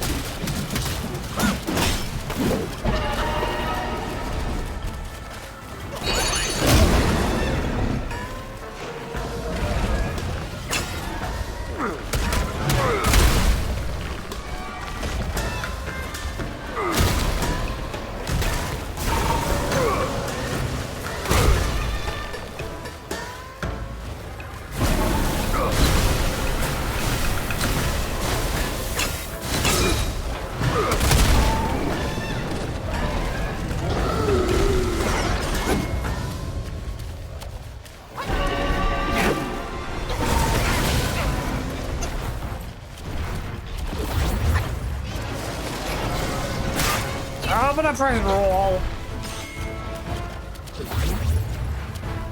This way he likes to hover out of reach.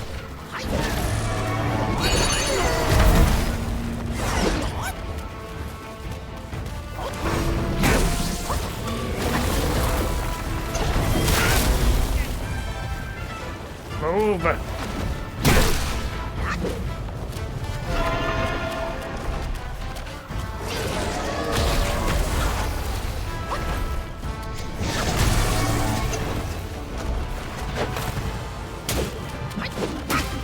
The lock-on's been janky again.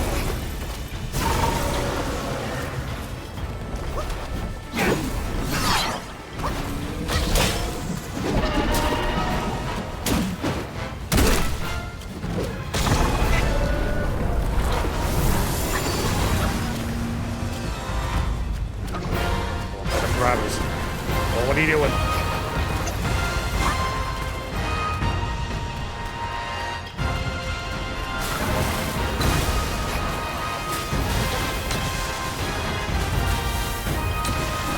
Come down.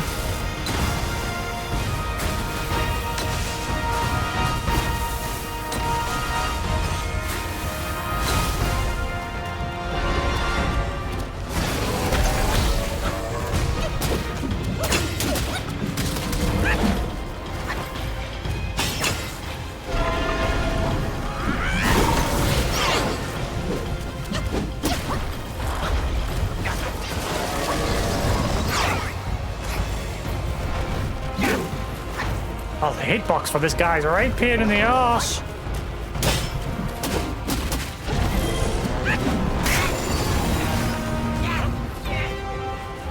Get up. I couldn't move. I'm stunned. That's death. Oh, wait. I'm somehow alive. I had 1 HP.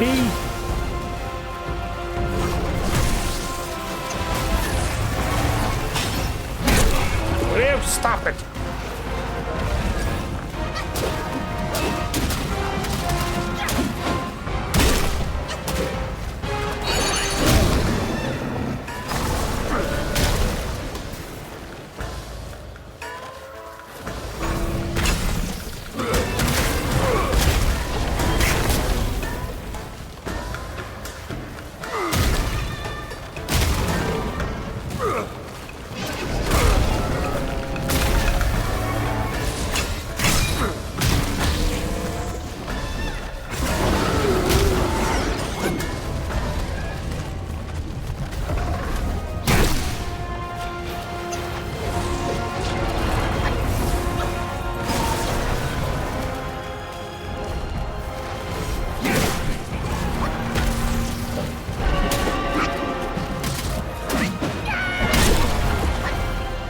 Die already.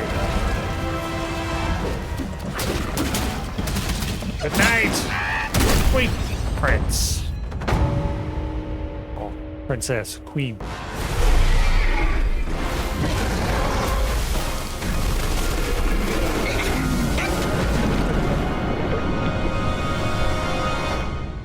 Save me, giant koi or goldfish.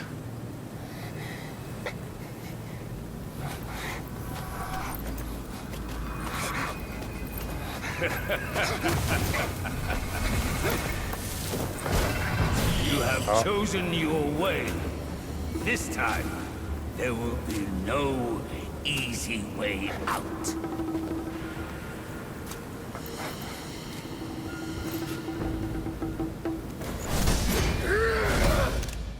Yeah.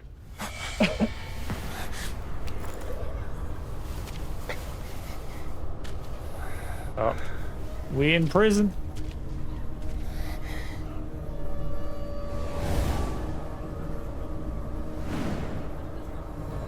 Agora realm.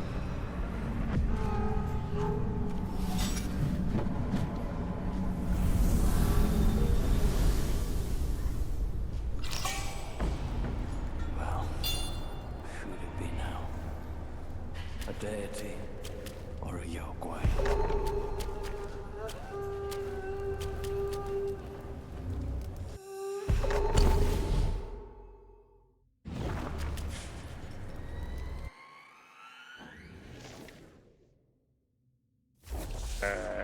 Why did I get on fight an archer? What?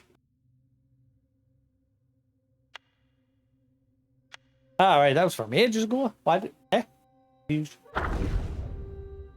The sound of the bowstring startles, arrows fly, and chaos ensues. Blind eyes for a clear heart. Good beginnings are hard to conclude. In the past, the Yaksha king was betrayed by the celestial beings, leading to the massacre of the royal family and the downfall of the Yaksha kingdom. After the kingdom's collapse, the Yakshas were forced into exile. The archers, who once guarded the royal entourage, clung to their former glory and refused to shed their ornate armor. Despite their exceptional archery skills, their slow shooting speed and lack of close combat abilities made their exile particularly harsh. Due to their inadequate combat strength, they resorted to ambushes from the shadows. The abbot assigned them the pagoda realm for rigorous training. They endured daily torment, especially when the wheel of Dharma played its enchanting melodies, driving everyone mad. During these times, the blade monks would seize the opportunity to behead them with their large blades. Desperate, the Yaksha archer sought ways to fight back. He sought guidance from various sources and frequently challenged the blade monks, only to be defeated repeatedly. One day, a blind monk from the monastery visited the pagoda realm. Monks had blinded themselves to pursue the path to ultimate bliss, yet their martial arts were incredibly refined. The Yaksha archers asked, because they were blinded as well. They weren't always blinded. They were blinded and they were told to play with whatever strength they had, and since they were strong from being, I think they were miners or something. I can't remember what it said in the notes. They were miners, but they couldn't mine anymore because they were blind. But since they were strong, they decided to become freaking monks, like strong monks. The actual archers asked for his advice, and the monk replied, "You aim too carefully, losing the initiative. Learn from me, gouge out your eyes, and you will shoot from the heart, never missing your mark." Having no other option, the archers tried this drastic measure, gouging out their eyes and adopting new resonant names. After this, the blade monks rarely bullied them. When asked why, the blade monks replied, "Who wants to fight madmen? Safer to find another opponent."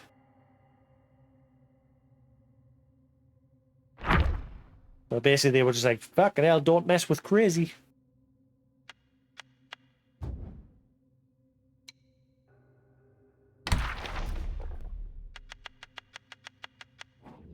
Kang Jin Lung. Halfway to the west, the journey long, returning to the homeland where dreams belong, strengthened and weakened by the mighty sack. Principles falter on a misguided track. Kang Jin Lung, one of the 28 constellations in the second is the second constellation of the Zua Lung of the East. The sharp horn on her forehead, she once drilled through the gold symbols to rescue the great sage. Since then, constellation officers have upheld the principle of staying sharp, leading many immortals to believe that some strange influence had invaded their consciousness. One day during roll call in the Dome of Stars, Dawnstar was missing. Despite thorough inquiries, no one knew his whereabouts. Coincidentally, Yellowbrow returned to the New West to host a grand ceremony, inviting various Yaoguais, gods, immortals, and Buddhas to attend. Hearing the news, Han Jingnung sought permission from the Celestial Court and attended the ceremony, intending to secretly investigate the Dawnstar's disappearance. However, like the Dawnstar, Kangding Lung also vanished without a trace. Constellation officers speculated and compared notes, realizing that both the Dawnstar and the Kangding Lung had once did the Great Sage big favors. They suspected connection with the Great Sage. Reflecting on their past interactions with the Great Sage, they grew fearful. Wolf scoffed. All that money ruined my plans. I still respect him. But you all, who always boast about your friendship with that monkey, why are you silent now? Starlit cloud and antler. Shining like stars, this long antler commands the mist and clouds. Its purpose as a mystery, likely to be unfolding times ahead.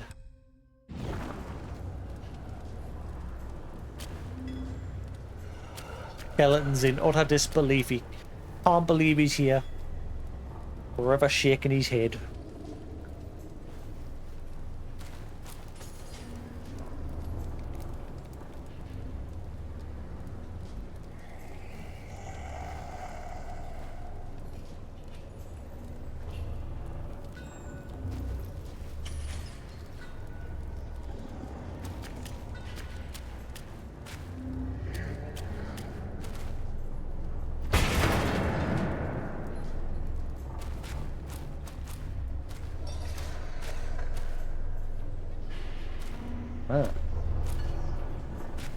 Well, I guess we've got to claim our way up and out.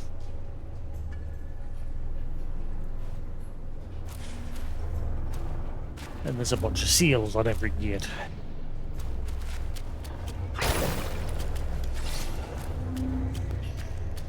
I know this whiff of monkey stench. Stay where you are, newcomer. Wanderers in this place meet their demise.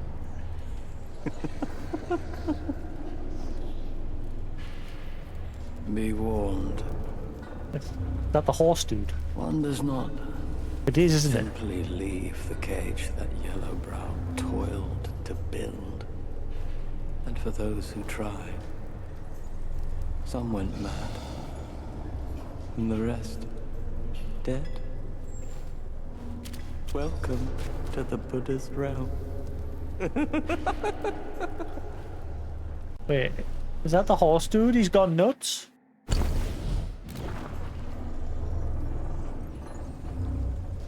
I think it is. Ah, no, it's one of them two-headed rat people. Wait, are you the second prince?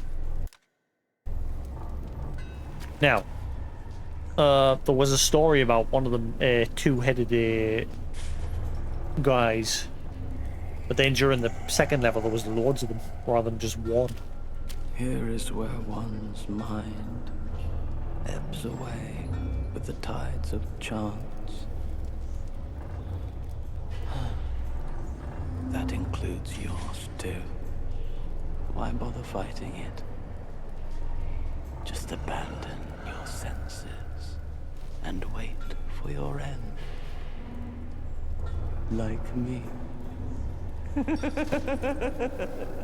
No thanks, I'm good.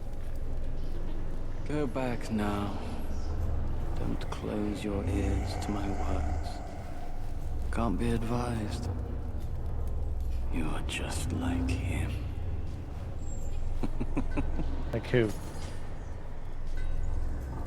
Here is where one's mind that Alright, he's includes repeating it. why I'll get you out, bother buddy. I'll break the seal somehow.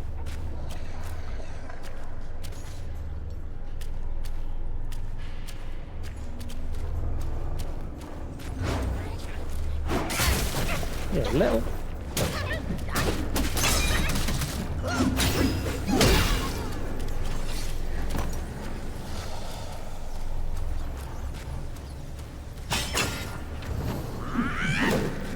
Whoops.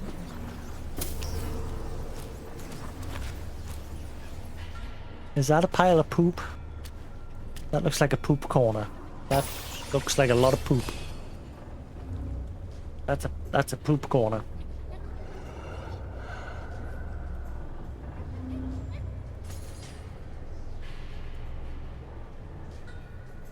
Yep, I think that's the corner where everybody goes poo poo.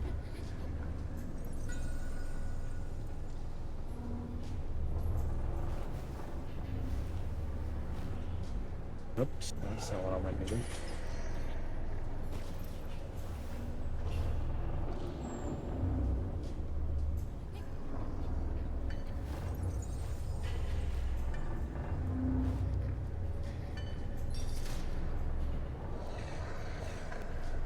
Anyway.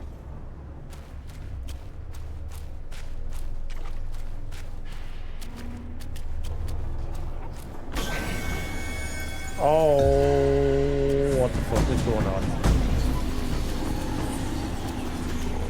I think it's you.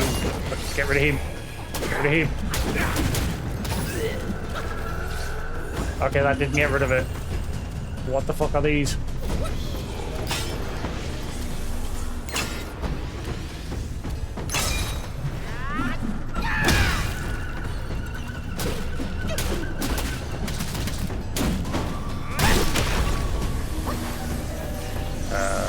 Whoa, my eyes are all glowing red. What's going on?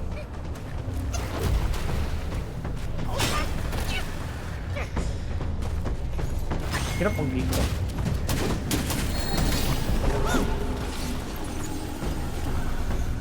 Oh, my eyes are still red. Lantern Warden. The ancient temple trees reach high. In dungeon shadows, life's threads lie. In darkness, light appears, most vivid at the abyss near. The Yaksha who sought refuge in the New West were mostly unwilling to sever their old grudges and thus lived as lay disciples in the temple.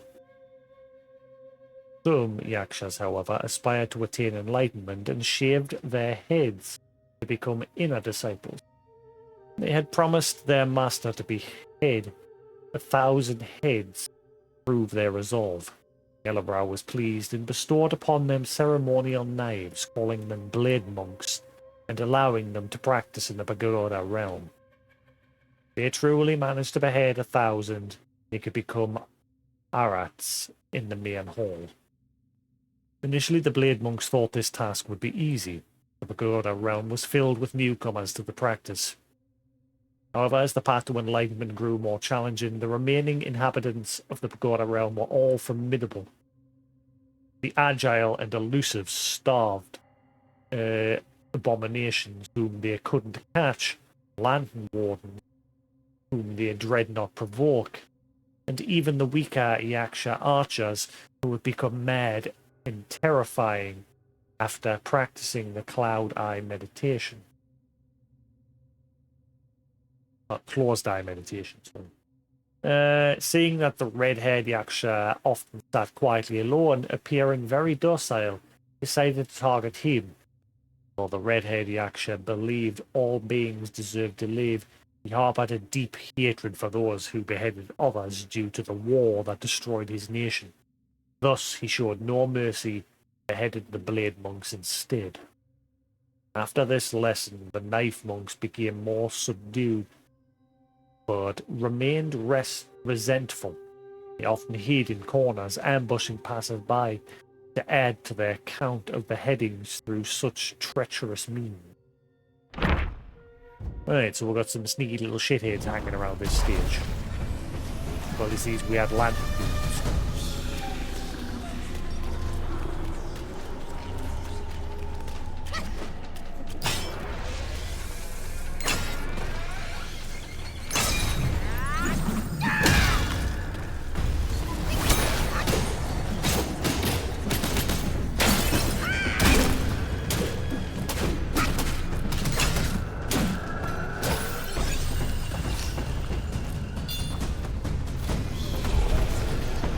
Why am I still enraged?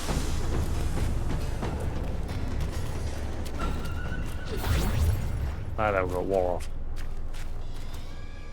Ah. Is that the Black Wind I think that's the Black Wind dude.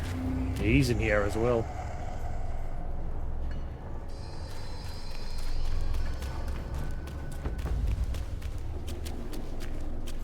Huh.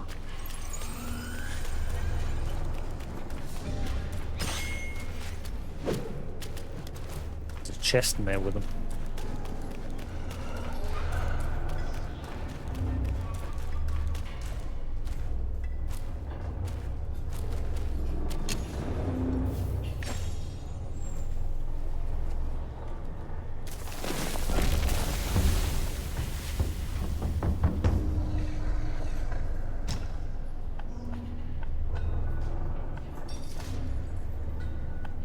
The Black Wind guy didn't die. He ran away. I'm guessing because he ran away, he got banished here.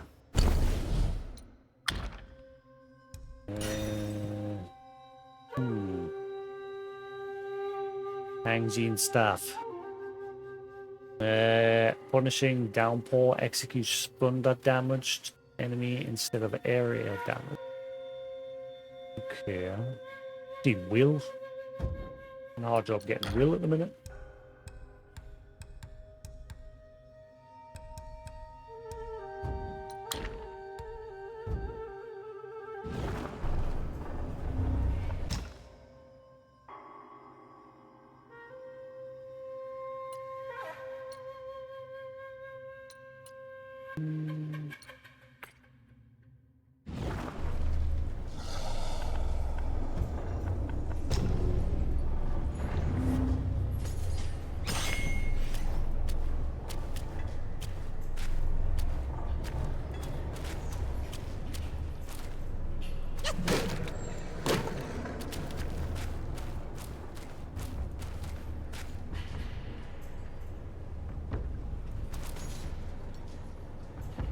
Are they all horns? What the hell is all that?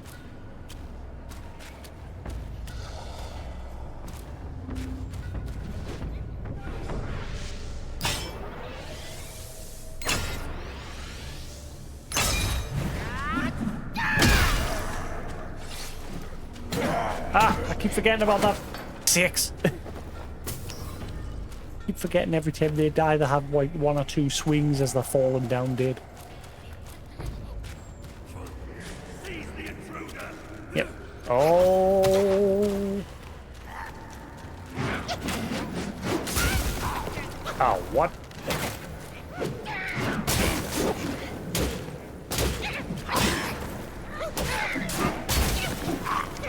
It's weird how I got his injury yet I haven't killed one of them yet. Got his entry the second I entered this area. The blind archer.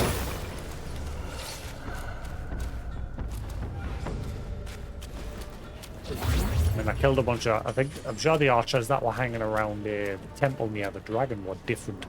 Oh. Going woozy again.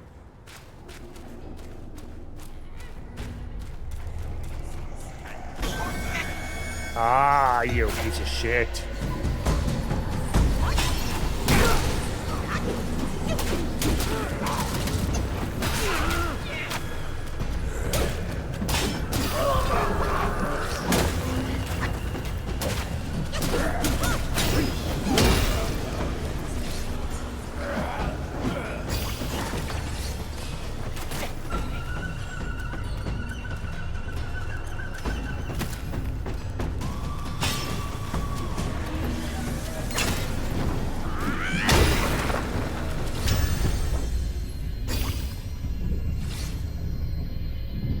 Oh, the sound's gone. Guy's done something to us.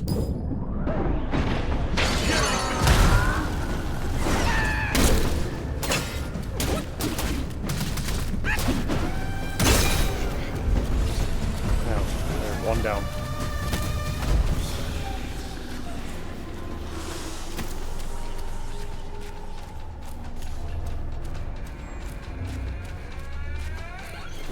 I don't know what it's doing to us, like with the whole red eye thing. Not really seeing anything bad happening.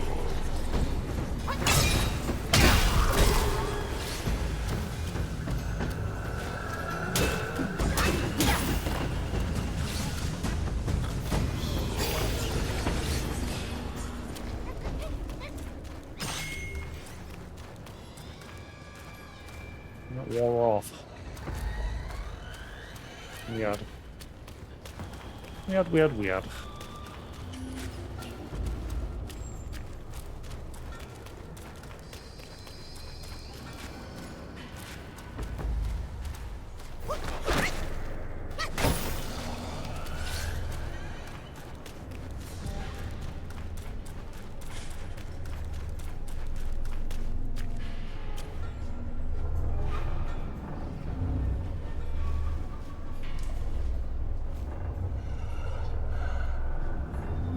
Oh.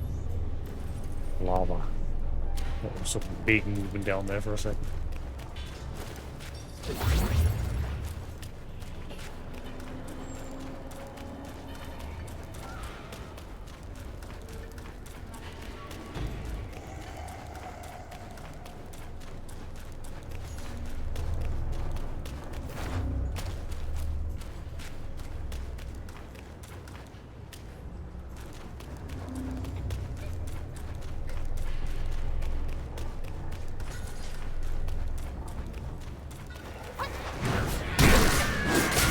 Oh, you're different.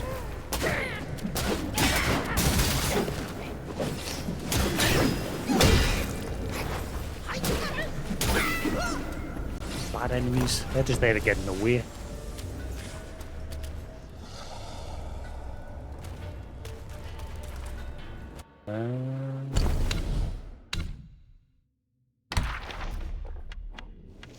Starved abomination.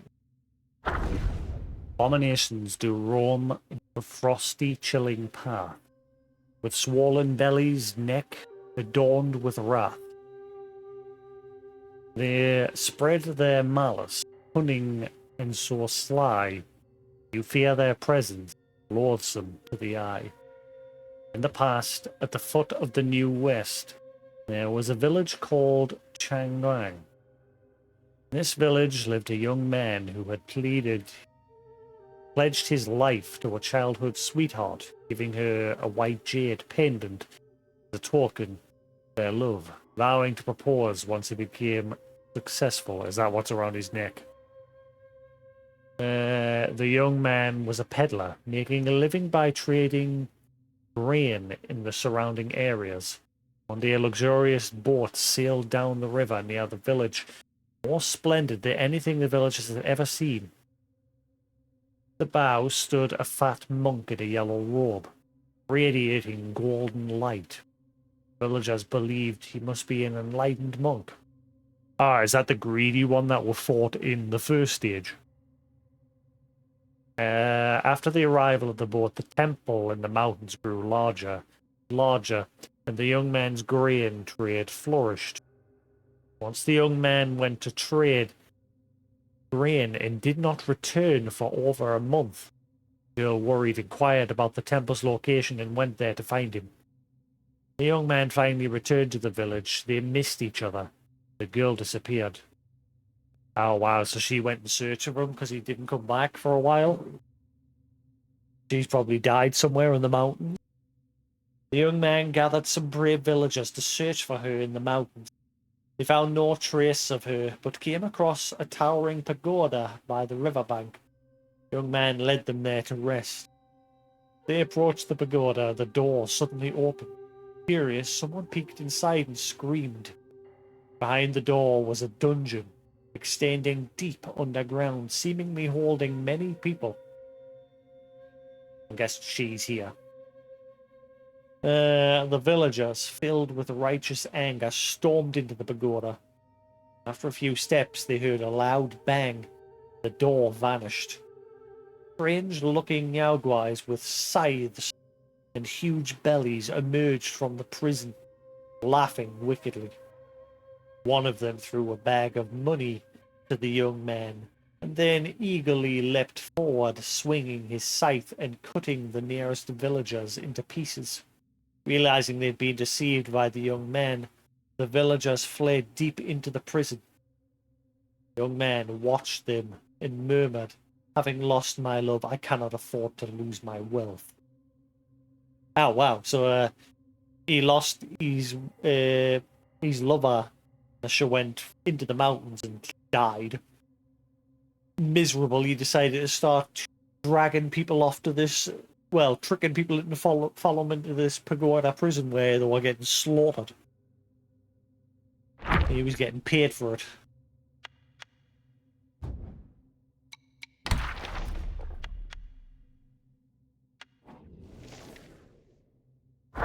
Blade Monk. A foolish monk, he has wise voice divine. Beheading seen as a practice so refined. Crooked path leads twisted ways. The blade awakens, yet the mind still strays. The Yakshas who sought refuge in the New West were mostly unwilling to sever their old grudges, and thus lived as lay disciples of the temple. Some Yakshas, however, aspired to attain enlightenment. Haven't I already read this? Why did it mark it as new? Becoming their disciples, they promised their masters behead that. Yeah, the blade monk's sword task would be easy. Yeah, we've already read this. Why did it mark it as new? From where they attacked the red-headed guy thinking he was weak, but he beheaded them all in turn. Now they're all hiding around here, just trying to get the jump on people. Try and get that tally of beheadings up. Why did it mark that as new again?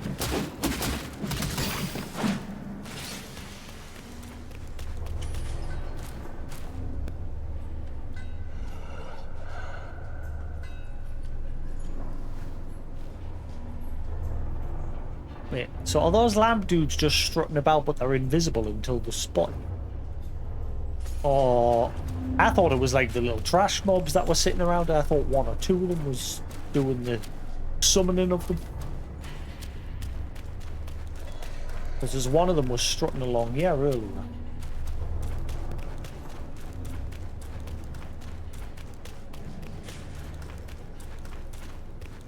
Huh.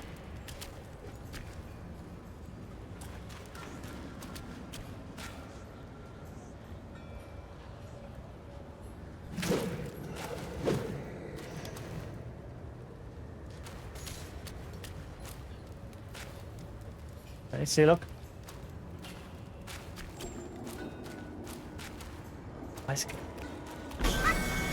Alright, so it is them that's doing it.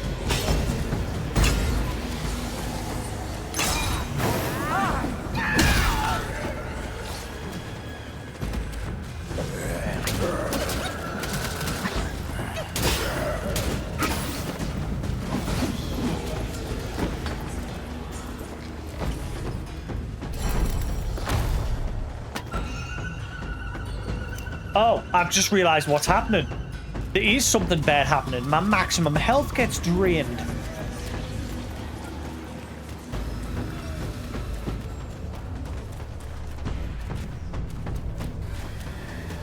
I hope I get my maximum health back when I beat them. I've just realized what's going on with these things. Oh crap. And they just knocked us off the edge. Well, I'm dead.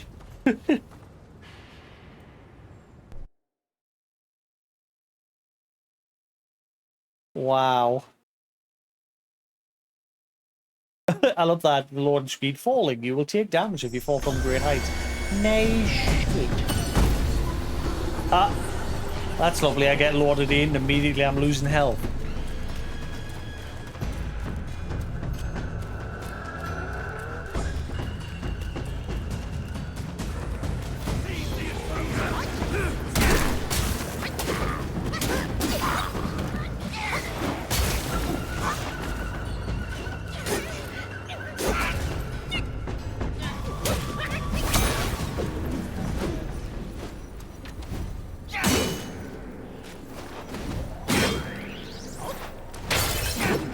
What the?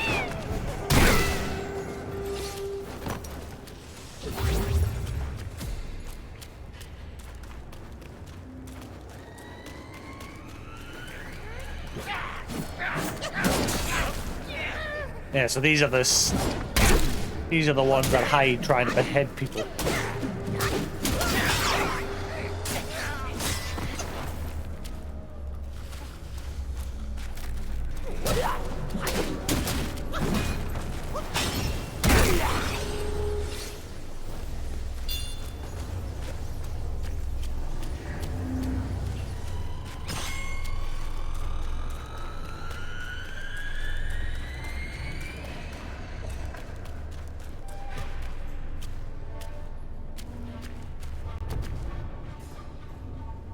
What was in the chest?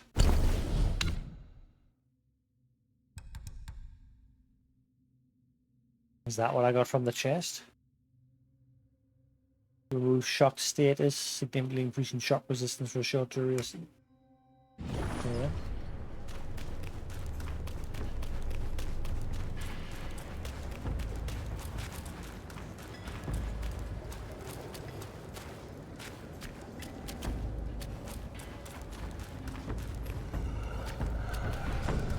Yeah.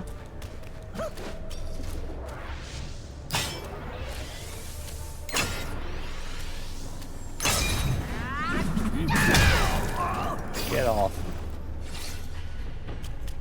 Enjoy the fall, numbnuts.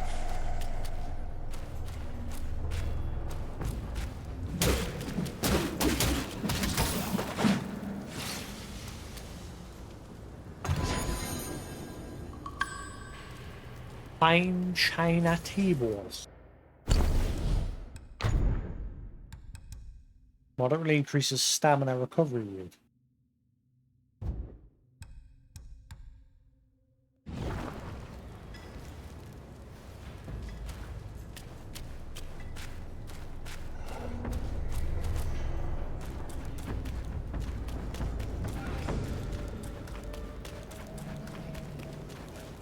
We go.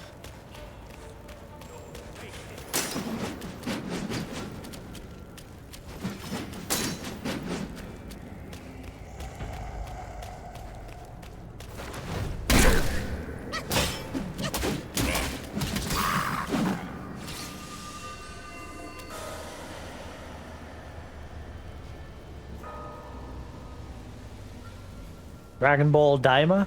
What?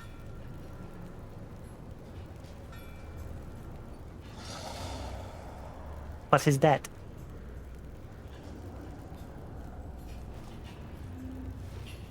Wait, is that the one where Goku and Vegeta are young? I thought that was a... Wait, what's going on? I thought that was a movie, not a series. What? Where? Who? Who even spotted us?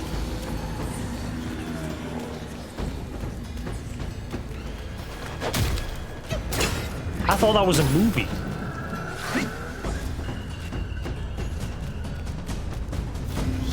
Not a TV series. I thought it was just a movie.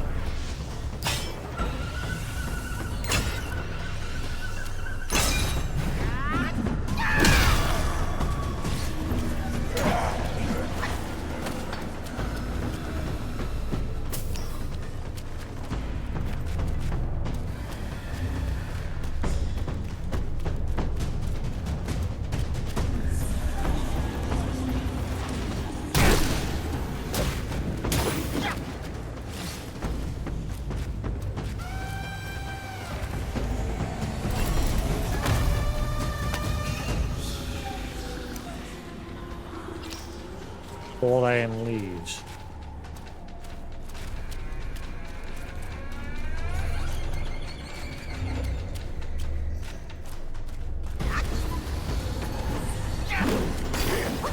Whoa.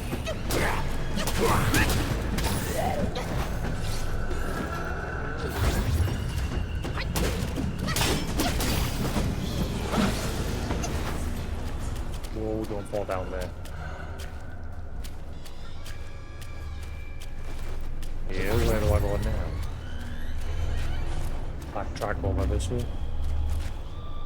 No, like gate sealed over there.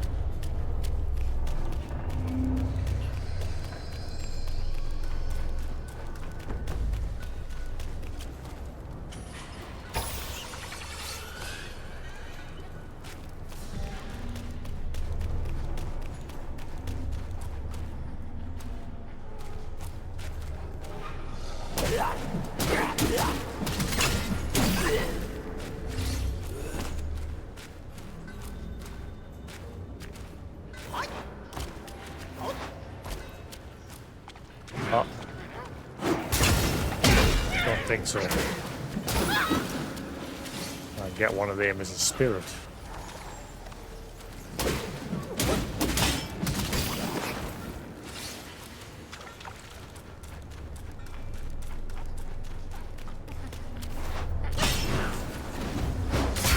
Ah, them bat as are annoying. Only purpose is just getting away from you, pain in the arse. Get lost. Ah, right, door's locked. Let's to find a way to start unsealing them.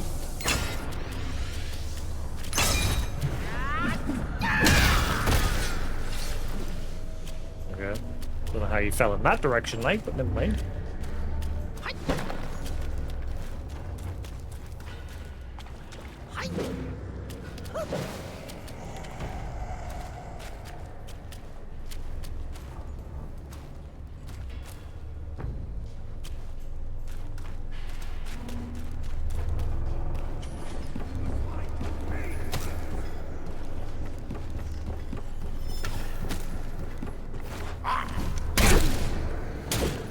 No!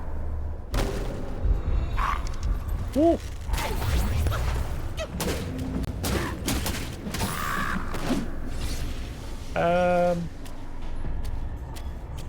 Ow!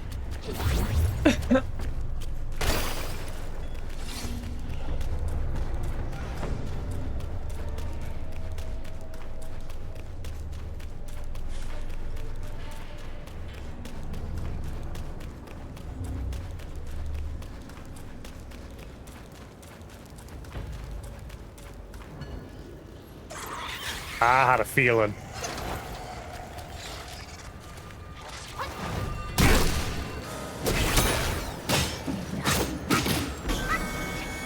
Who did it this time?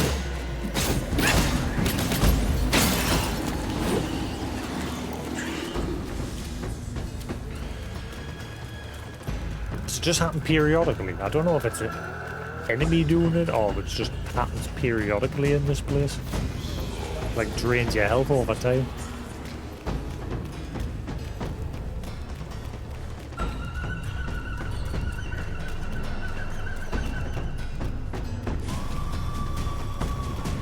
A little bit of a stutter every now and then in this level.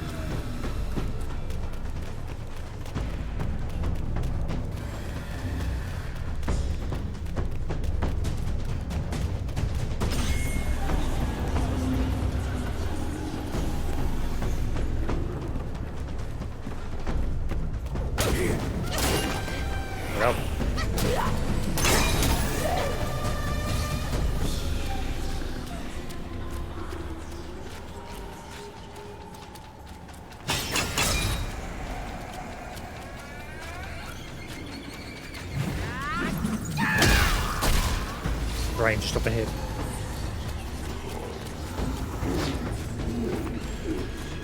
Oh, I think it was a bad idea sprinting through here. That shrine was a trap.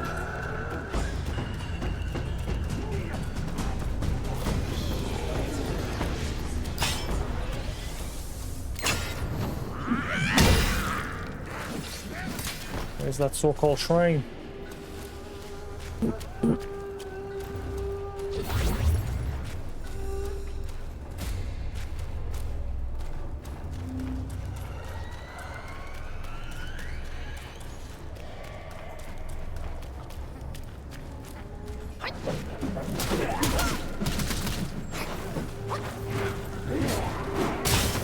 Oh, there's more than one here. Oh, no, no, not again.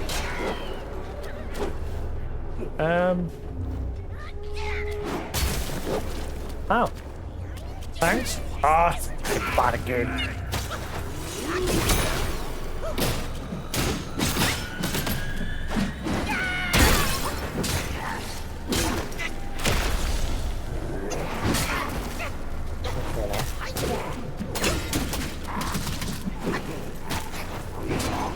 Ah, that fell. Where the hell am I?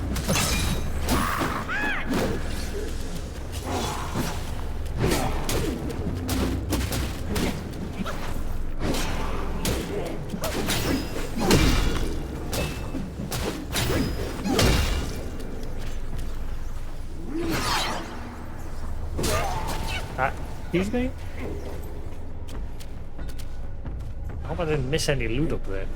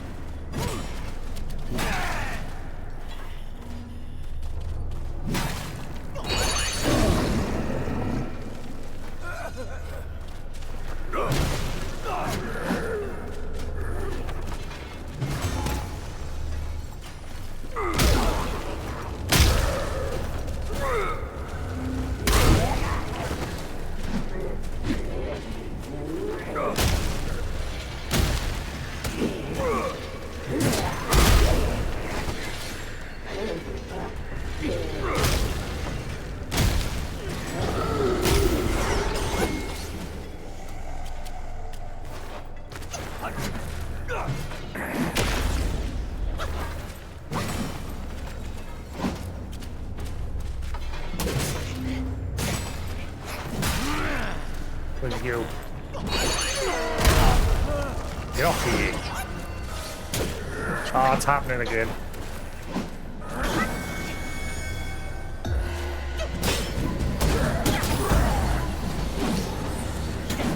Ah, no.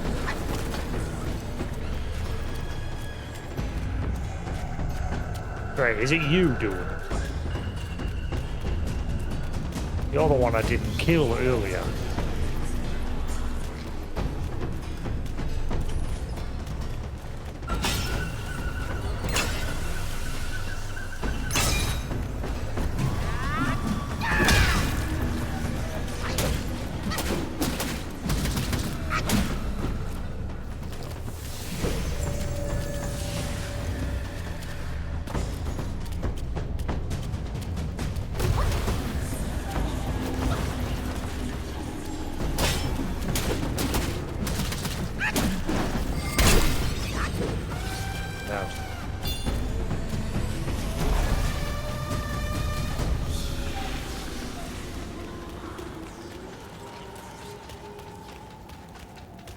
And there was a wisp trail up here somewhere leading to a shrine.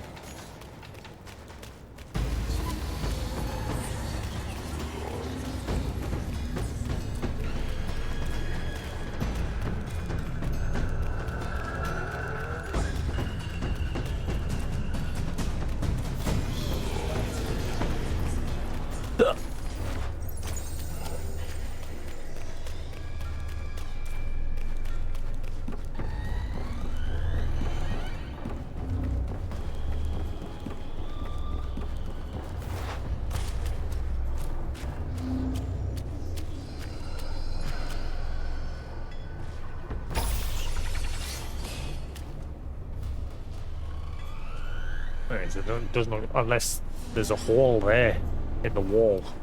Wonder if that the hole you can get in. Falls. If I fall, I'm gonna go all the way back around again, but it might lead to some loot. I'd rather find the damn shrine though. Notice how that wisp trail's not showing up now, but it was there for a second. I think it was a bloody trap.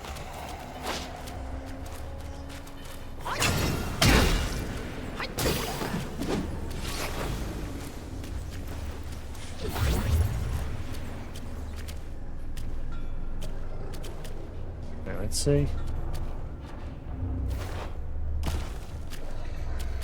Nope. It's just a bullshit. Kind of a waste of time. I gotta go all the way around again.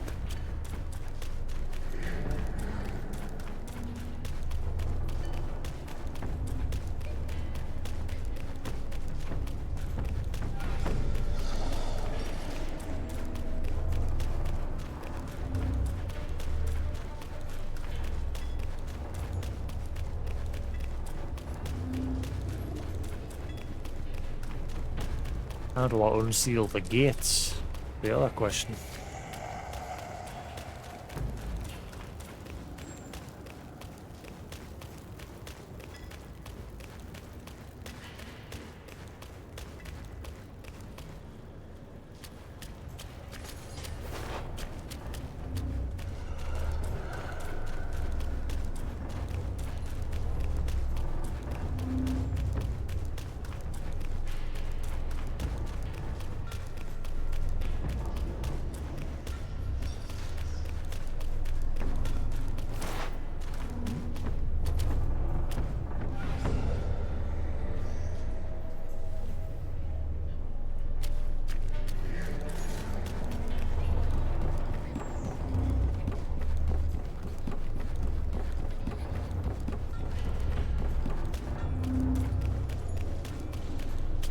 Oh, here we go again. I love now who's doing it.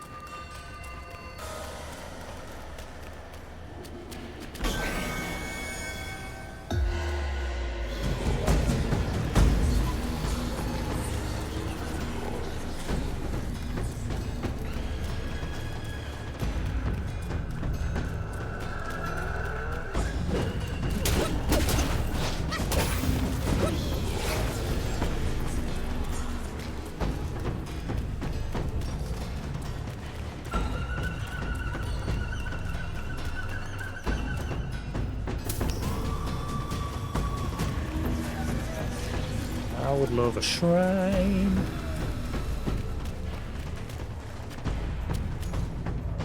A chopping block there.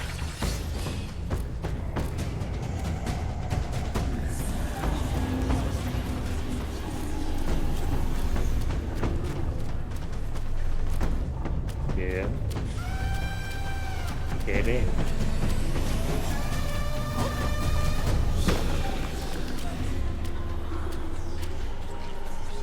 Ah, not a dead end. There is stuff back this way I need to go.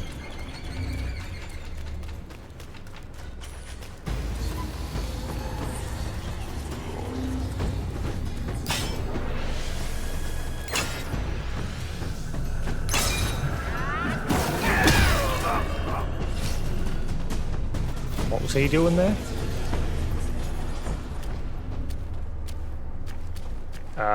Look. There's that guy there. He's being guarded by that archer up there. How the fudge am I supposed to deal with him?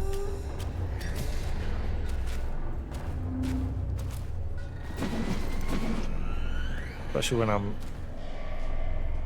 running low on health.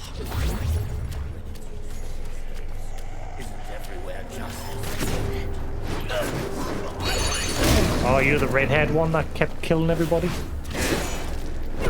I think he's the red-haired one. This is a bad idea. I'm gonna dive off the edge, aren't I?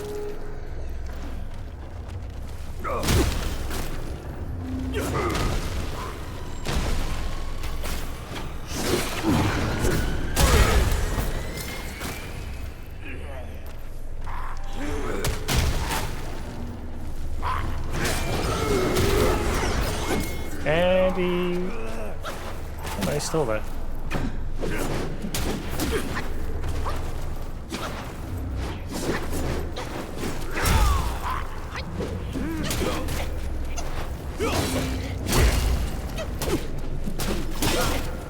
Oh, that archer. Fuck off, you prick.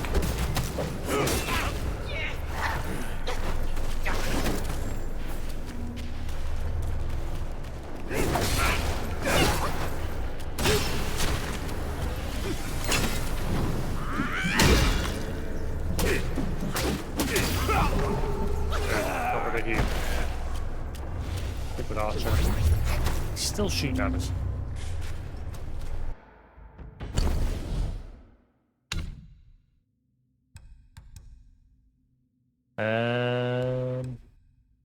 Instantly removes chill status and gives you chill resistance.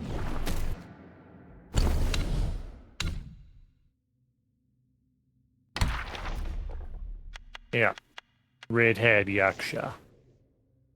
With sword in hand, the foe's chest pierce. Blood-soaked hair in battle fierce. Endless sorrow for a fallen land. East wind sighs as west wind stand. The kingdom of Yaksha there was 8 great generals, one of whom was named Mian.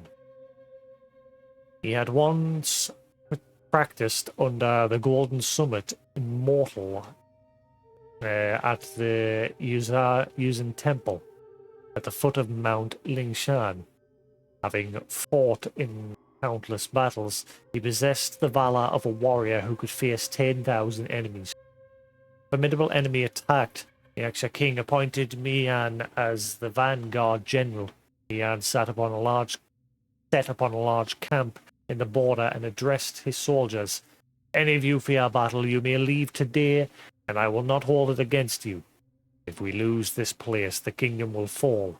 Our elders, children, and all our wealth will be handed over to the enemy.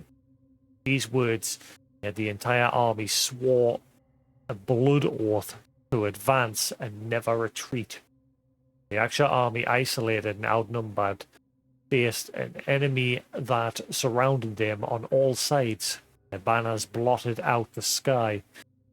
Wave after wave of enemy force attacked relentlessly.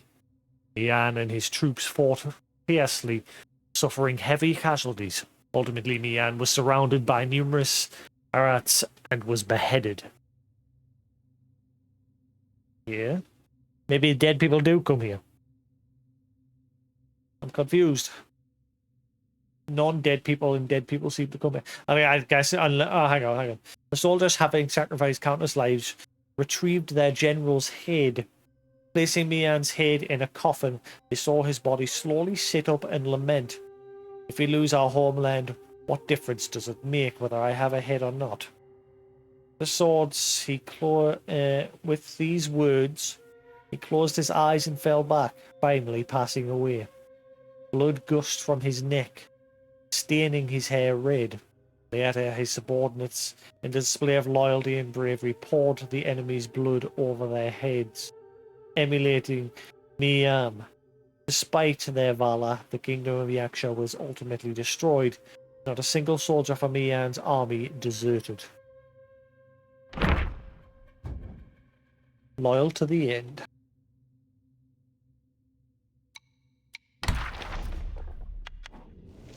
Slaved Yaksha. O true kindness, how pure and bright, yet karma binds in death of blight. With halberd in hand, I fear their gaze. From humble roots, my sorrow steers. In the northwest border of the kingdom, there was a small village where an elderly couple had been childless for many years. One day, the old man went into the mountains, chopped wood, and discovered a young child under an ancient tree. The child's skin was dark and his appearance frightening, quite different from the village children. Racist. Seeing his frail limbs and body covered in scars, the old man assumed he was a refugee and brought him home. The old woman also found the child unusual and initially wanted to send him away. However, after washing, dressing, and feeding him, she couldn't help but feel some affection for him. After some discussion, the couple decided to keep him. First, the couple treated the child very, very well. Within half a year, due to his strange appearance, the villagers began to gossip and call him Ugly Slave. The old couple, feeling ashamed, also started to treat him less kindly and even called him Ugly Slave. Within 2 years, his skin turned a dark green, and the couple made him wear thick clothes to cover his entire body, forbidding him to take them off even in the scorching heat. 3 years later, the ugly slave grew more robust, and horns began to sprout from his head. The old man, increasingly fearful, confined him to the woodshed. Whenever he was displeased, he would enter and whip the child. Wow, you fuckers are just... You wanted a child, you got a child, and now you're fucking just beating the shit out of it because of once again, you succumb to the pressures of other people. Sometimes even using a hatchet to cut off his horns, leaving him covered in blood. The old woman, disgusted by the sight, would cover his head with a burlap sack. The ugly slave endured this torment in the woodshed for another 5 years. One day, a group of wandering Yakshas passed by and heard curses in the Yaksha language coming from the woodshed. They broke in and found their tormented king. He gave the ugly slave a long halberd, and in his fury he stormed into the house and repaid the old couple for all they had done him. Good job, mate, good job. Years later, the ugly slave's resentment still simmered, and only by tormenting his prey could he find any semblance of joy. Well, I mean, he got a bit carried away there, though. So. Still.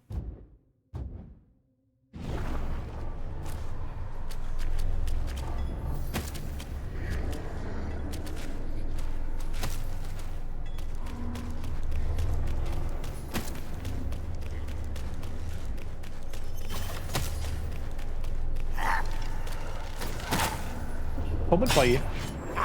You wait. Prick.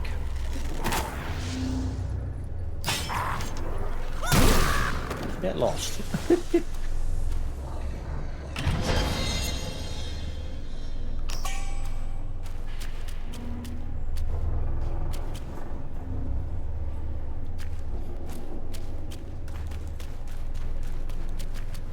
I really need a shrine. Pretty please. One needs shrine. Oh, it's happening again. Stop it. There's nobody here to do it. How does it happen?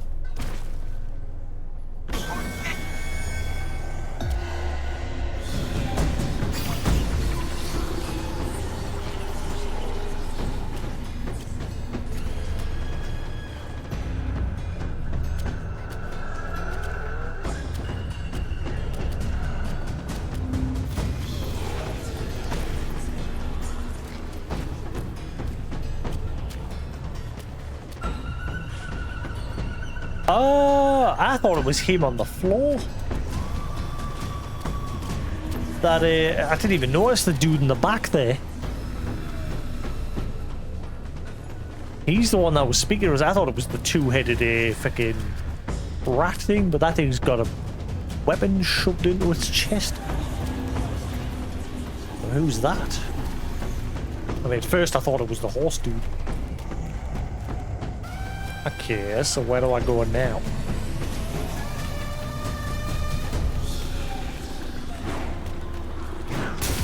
Oh, piss off.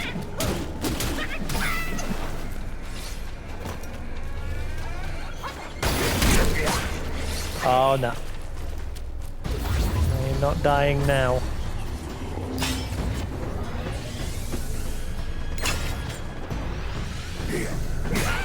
Ah, oh, what? Get up, monkey.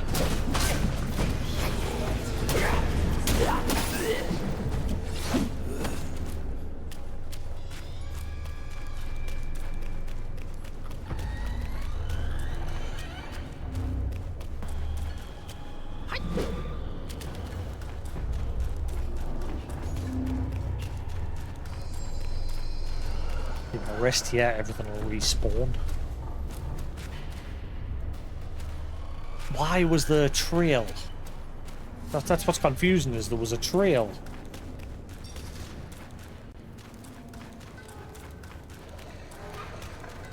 Like a white trail, and they always lead to shrines, but it's not showing up anymore.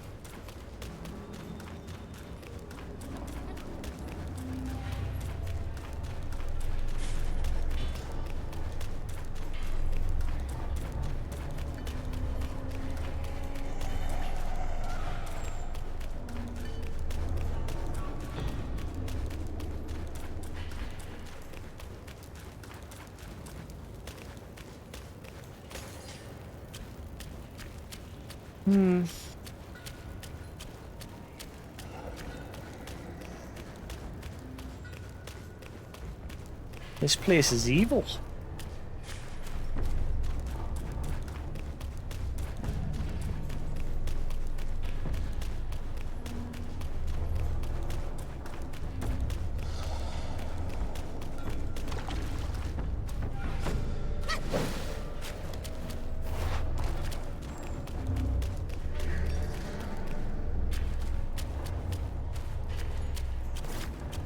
I wonder if that's supposed to be a thing, like using my staff to like get up places.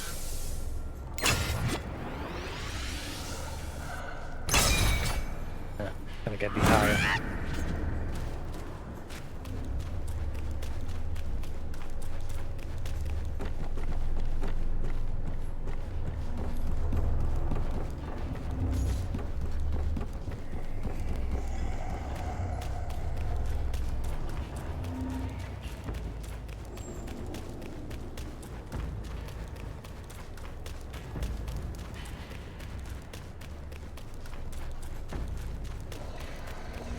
Oh, stairs there, man.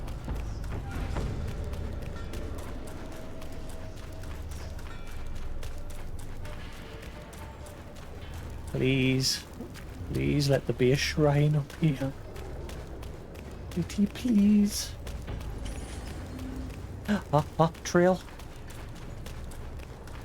Oh, you're making me run through lots of stuff before I can get to it.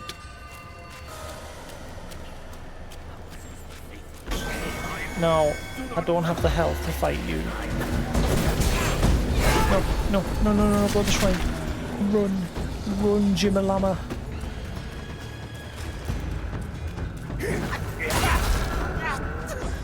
You prick. I got killed by a trash mob. Son of a...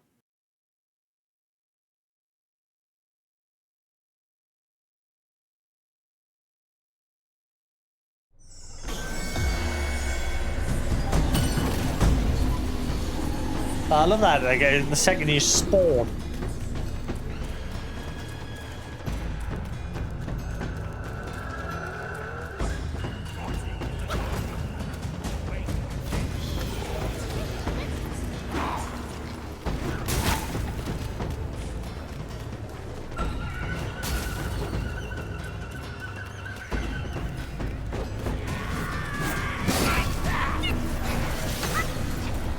Oh my god.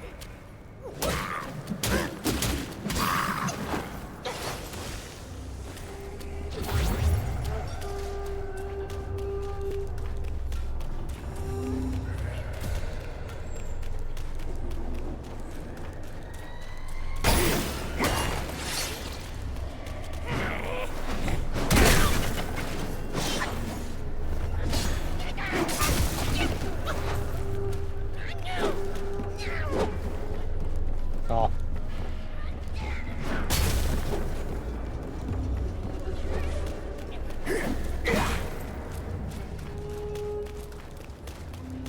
Can't you just stay locked up and take this your enlightenment?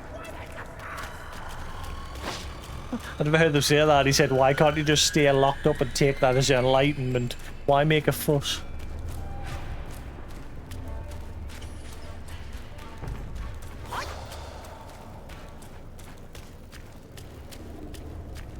Right. Well, I'm not struggling for health. I can make my way to the shrine up here without rushing through.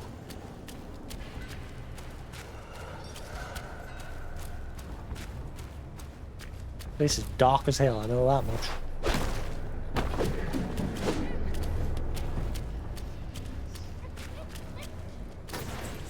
Oh, I didn't want that. I really...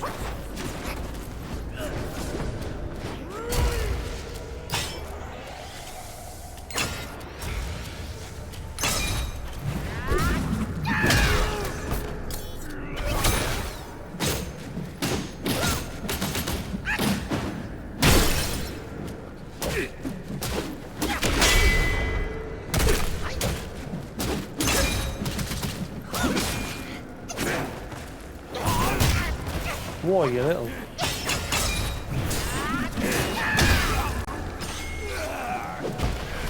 Out.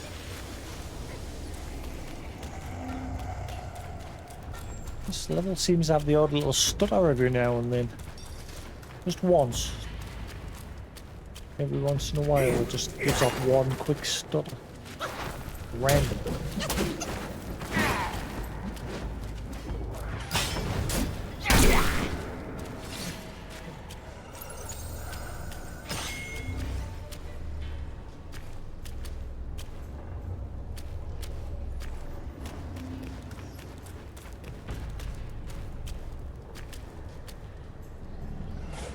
Oh, okay.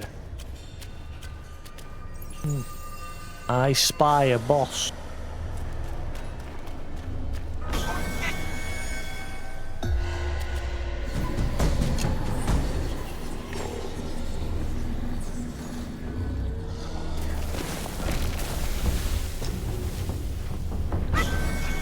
Oh, resting doesn't reset it.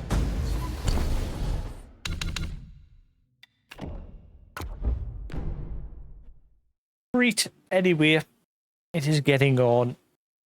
We'll play it another 5.5 hours there. Going to call that there for now. I shall be back on tomorrow with some more of this prison level.